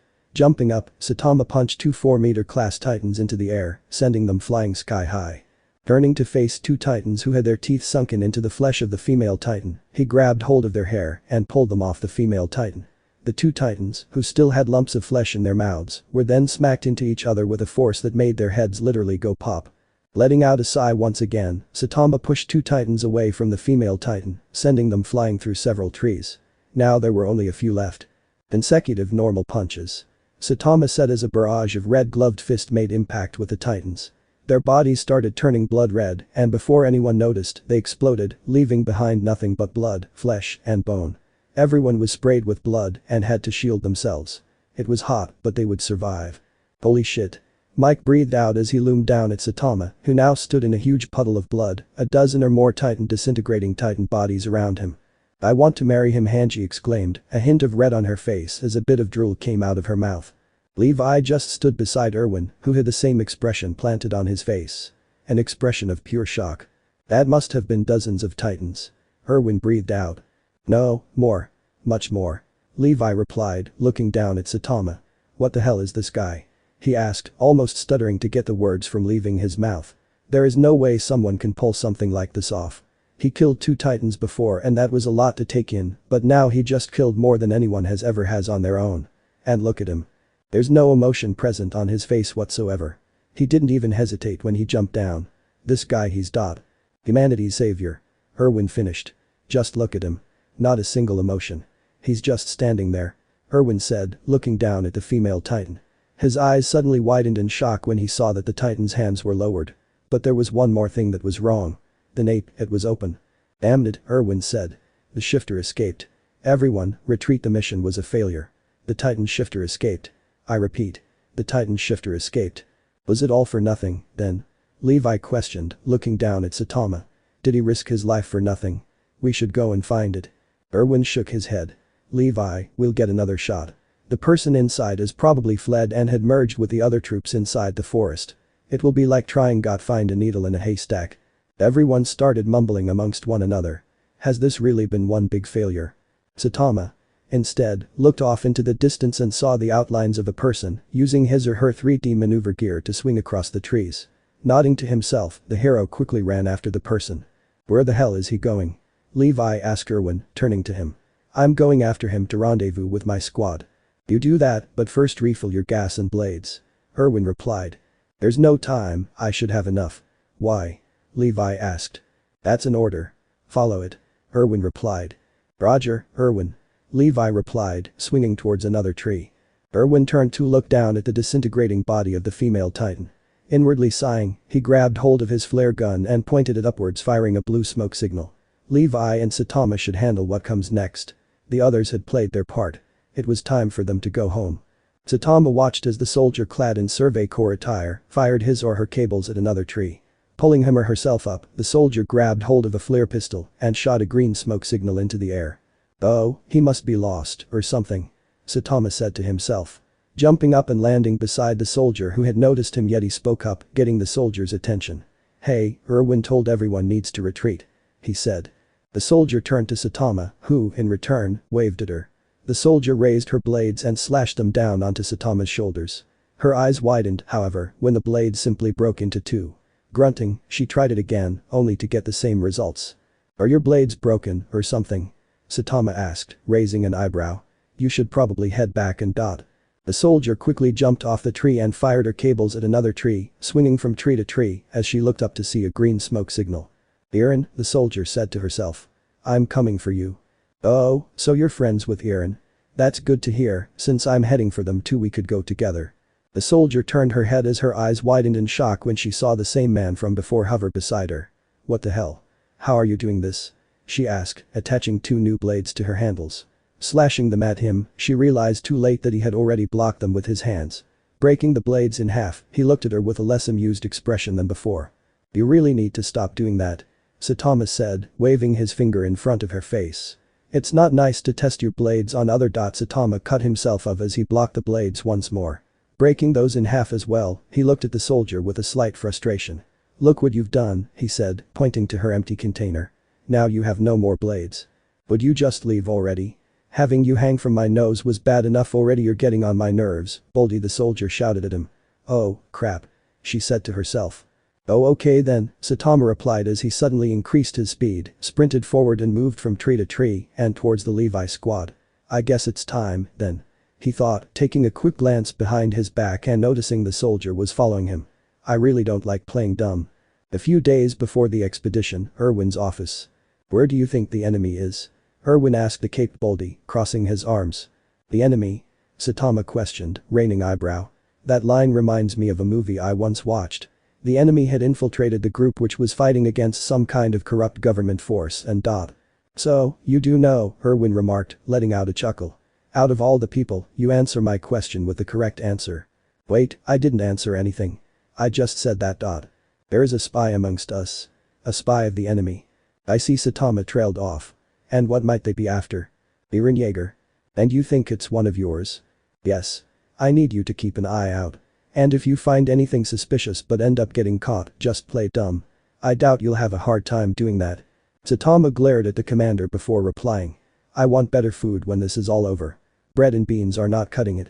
Chapter 10. Saitama looked down at the grass-covered fields of the forest. Scratching the back of his head, the hero put his hands in his pockets as landed on a nearby tree branch.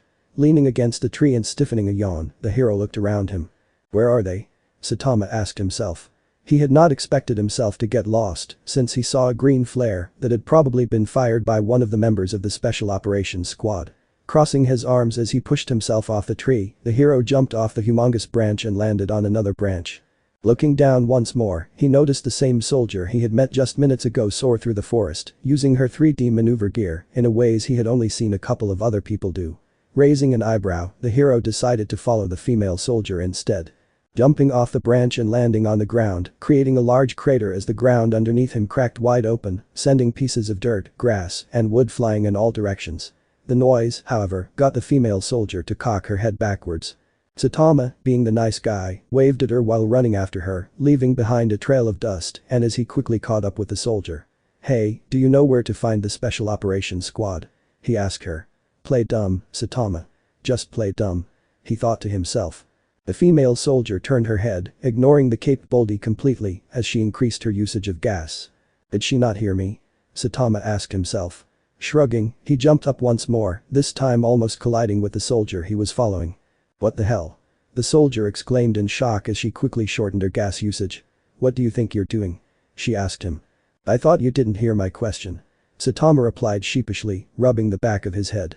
So, you want to find the Special Operations Squad together? He asked. The soldier gritted her teeth. This man was getting on her nerves. Perhaps she should transform and teach him a lesson. Smirking to herself as she looked down at the ring around her index finger, she looked at the capability. She stopped what she was doing, however, when she saw a familiar face appear a few feet behind of Saitama. Eren, she whispered. Looking at Saitama, she maneuvered herself around him and shot her cables towards two other trees. I'm coming for you, Eren. Wait up, Saitama said as he quickly ran after her. Muttering to himself about how stupid this was, the hero decided to jump up one more time. It was only after a few seconds that Saitama realized he had jumped a tad bit too early, thus accidentally jumping into the soldier. Feeling his head make contact with something soft and round, Saitama quickly grabbed hold of the soldier's legs as she simply stared down at him in complete shock. That was not on purpose, I swear, Saitama quickly apologized. I respect your personal boundaries, madam. That's it, the soldier exclaimed in anger and frustration as she tried to kick Saitama off her legs. Hey, let go, you idiot, you'll drag us both down, she demanded. I can't, I'm stuck on something, and I really don't want to rip my suit. Saitama replied, looking up at her with a sheepish look planted on his face. Can't you just land? I swear I'll leave you to yourself. The soldier was about to reply until she suddenly felt her speed decrease dramatically. Turning her head backwards, she noticed she was running out of gas. Damn it, she thought to herself, taking quick glances between her and Saitama. Should I just transform and get this over with?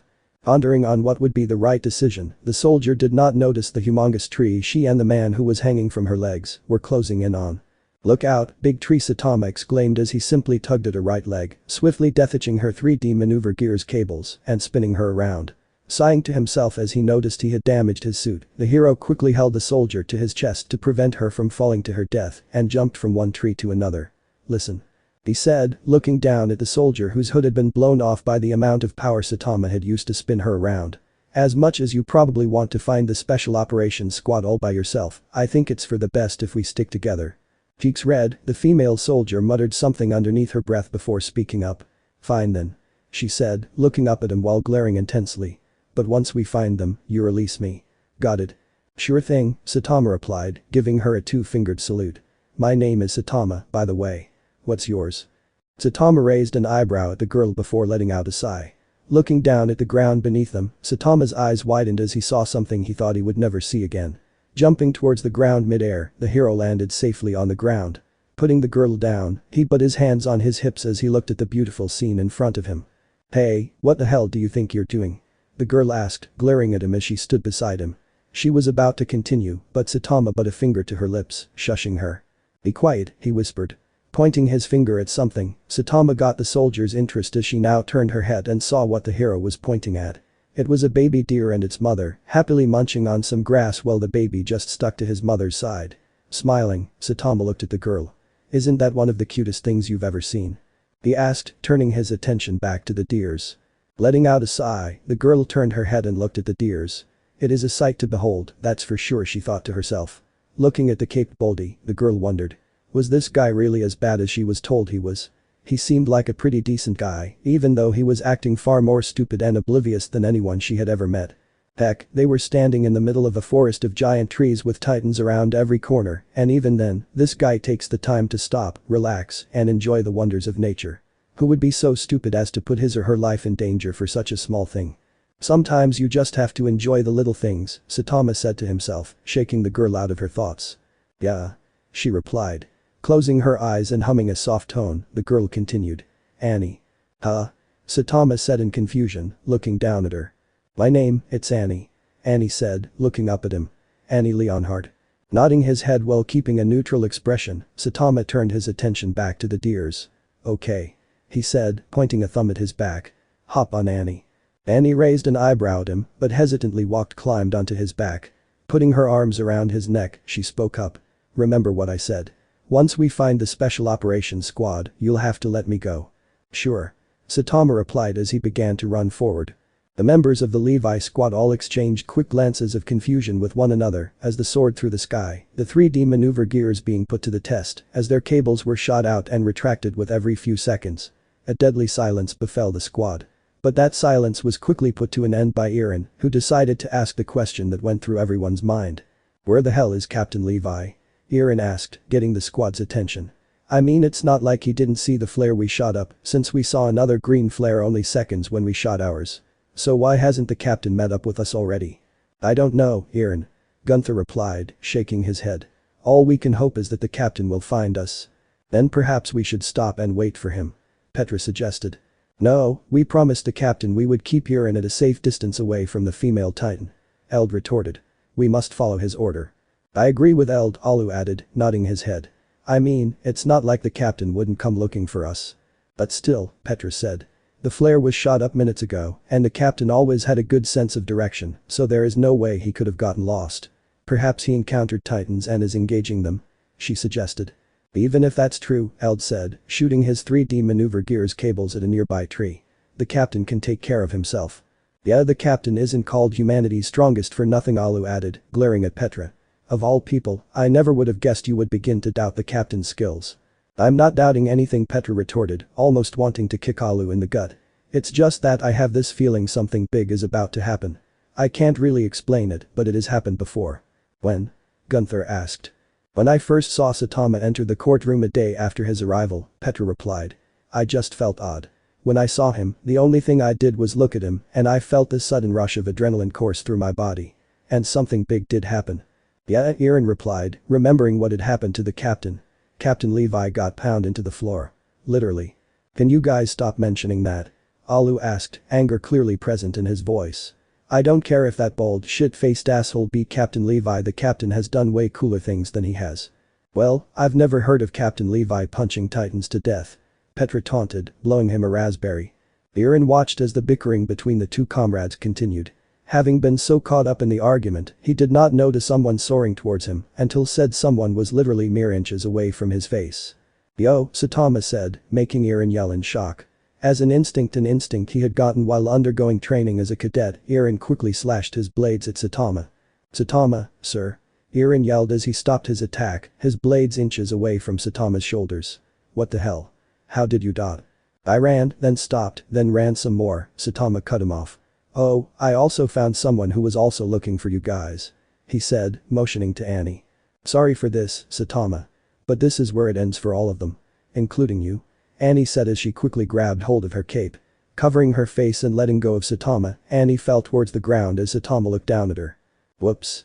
He said as he went after her, only to stop when he was almost blinded by a bright light. It was as if lighting suddenly crashed down from the sky. Saitama opened his eyes, only to be greeted by something familiar. It was the thing everyone had been trying to capture.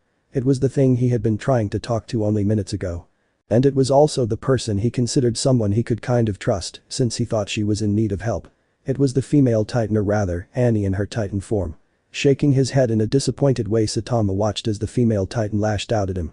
Raising his hand, the hero simply blocked the attack and with a flick of his wrist, sent her flying into a nearby set of trees. Turning his head to the Levi squad, who were all still in shock at the fact that the female titan suddenly emerged from out of nowhere, he spoke up. Turn around and move back to the original spot where the female titan was captured. Erwin has told everyone to retreat. Everyone exchanged worried glances until Lalu spoke up. I'll take back what said I won't leave you to die here, he exclaimed, glaring at the female titan. I'll rip her eyes out. We'll take her on together, Gunther added, also glaring at the female titan, as he and the rest of his squad now hung from a nearby tree, not using their 3D maneuver gear to turn back as Saitama had told them to. I now believe everything, you truly are strong. How else were you able to stop a female titan from killing you just now? Eld added. Have faith in us, Petra begged, staring at him with wide eyes. Just like I have in you. She thought to herself. If things get ugly, I'll transform and dot. No, Petra quickly interrupted Eren. You move forward, alone. We cannot let you near danger. I think you should all listen to what the man is saying. Fall back immediately.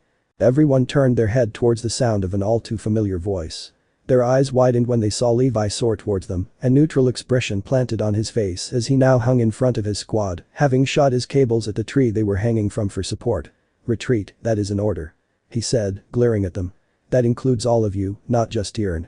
But Captain, we cannot just leave him to fight against the female titan all by himself, Petra retorted, exchanging worried glances between him and Saitama. Please, sir, I beg of you to have faith in Dot. Eld, Gunther, Alu, Petra, Eren, Levi began. I'll be staying here to support Saitama. You will retreat right this instant. Because I am ordering you. I am your superior, and you will follow my orders. If not, then I'll have to look for a new team. Everyone stared at their captain with their mouths hanging wide open. Never had the captain ordered them around like that. They never thought he would threaten to have them removed for the Special Operations Squad. Hanging their heads in defeat, every single one of them all fired their cables and moved away from the battle that was about to unfold. Shaking his head, Levi turned to look at Saitama. I don't know how your teamwork is, I'll have you know I prefer to work alone, he said, drawing his blades. But I guess we'll just have to give it a try, huh? You sure you don't want to go with your squad? Saitama asked as he watched the female titan slowly push herself off the ground, hot steam coming out of her back, probably because her body was regenerating from the impact. Yes. Yes, I am. Levi replied as he shot his cables at the female titan. Using his gas to increase his speed to a level Saitama had never seen anyone do before, Levi's blade spun around him in a circular motion, as even the captain himself was now spinning like he was some kind of wheel that had been pushed to the cliff. His blades cut through the female titan like it was made of butter, giving her literally no time to regenerate, as the young captain had already spun his way over to her eyes. Shooting his cables at the side of the titan's face, Levi stabbed the female titan right through her eyes, making her fall backwards as he retracted his cables and was sent flying into the air. Go for the legs, he shouted to Saitama, who only nodded as he casually walked towards the female titan. Grabbing hold of one of her legs, Saitama raised the female titan into the air as he spun her around like she was some kind of flail. Letting go of her and sending her flying into yet another set of trees, Saitama looked at Levi and gave him a thumbs up. When I said, go for the legs, Levi said, landing in front of him. I meant, punch her legs straight off. But won't that hurt the person inside? Saitama asked, looking at the female titan, who was slowly getting up. What if it does? Levi asked, shaking his head. You're not afraid to hurt someone, are you? No, but I prefer fighting monsters, not humans. Even though she's a murderer, she's still human. She can be punished and go to jail and reflect on what she has done. Saitama replied. That thing is not human anymore, Levi said with a surprising amount of anger in his voice.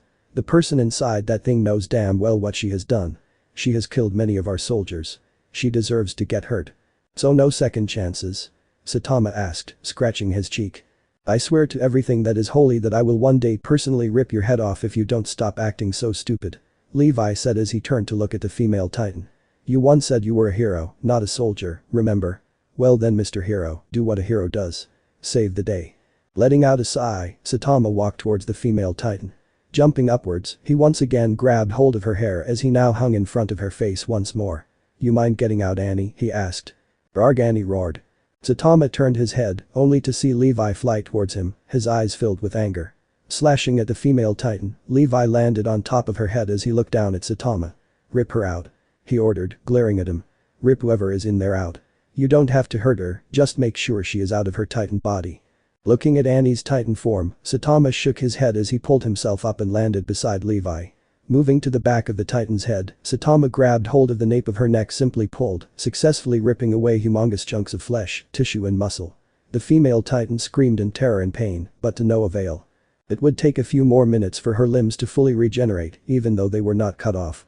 She screamed for a few more moments, but the screaming came to an abrupt end when Saitama successfully pulled Annie out of the nape of her titan form. "Let me go," Annie demanded, the flesh around her eyes red because of the tissue that was attached to it. I'll kill you, I'll kill you." Levi walked towards the squirming Saitama.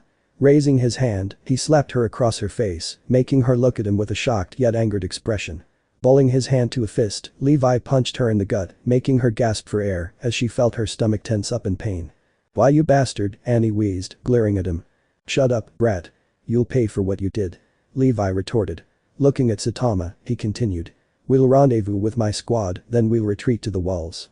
This expedition was a success. Erwin will be pleased with this result." Looking at Annie and then at Levi, Saitama spoke up. "My suit is damaged, dirty, and I'm hungry. Also, can I please stop acting like I don't have a brain? Erwin can shove his orders up his ass for all I care. I just want to go home." Let me know in the comments below if you guys want the next part. Also check out my other video that has been shown and left. Thank you for watching. If you enjoyed this video, please like and share this video. And have a fantastic day. Bye.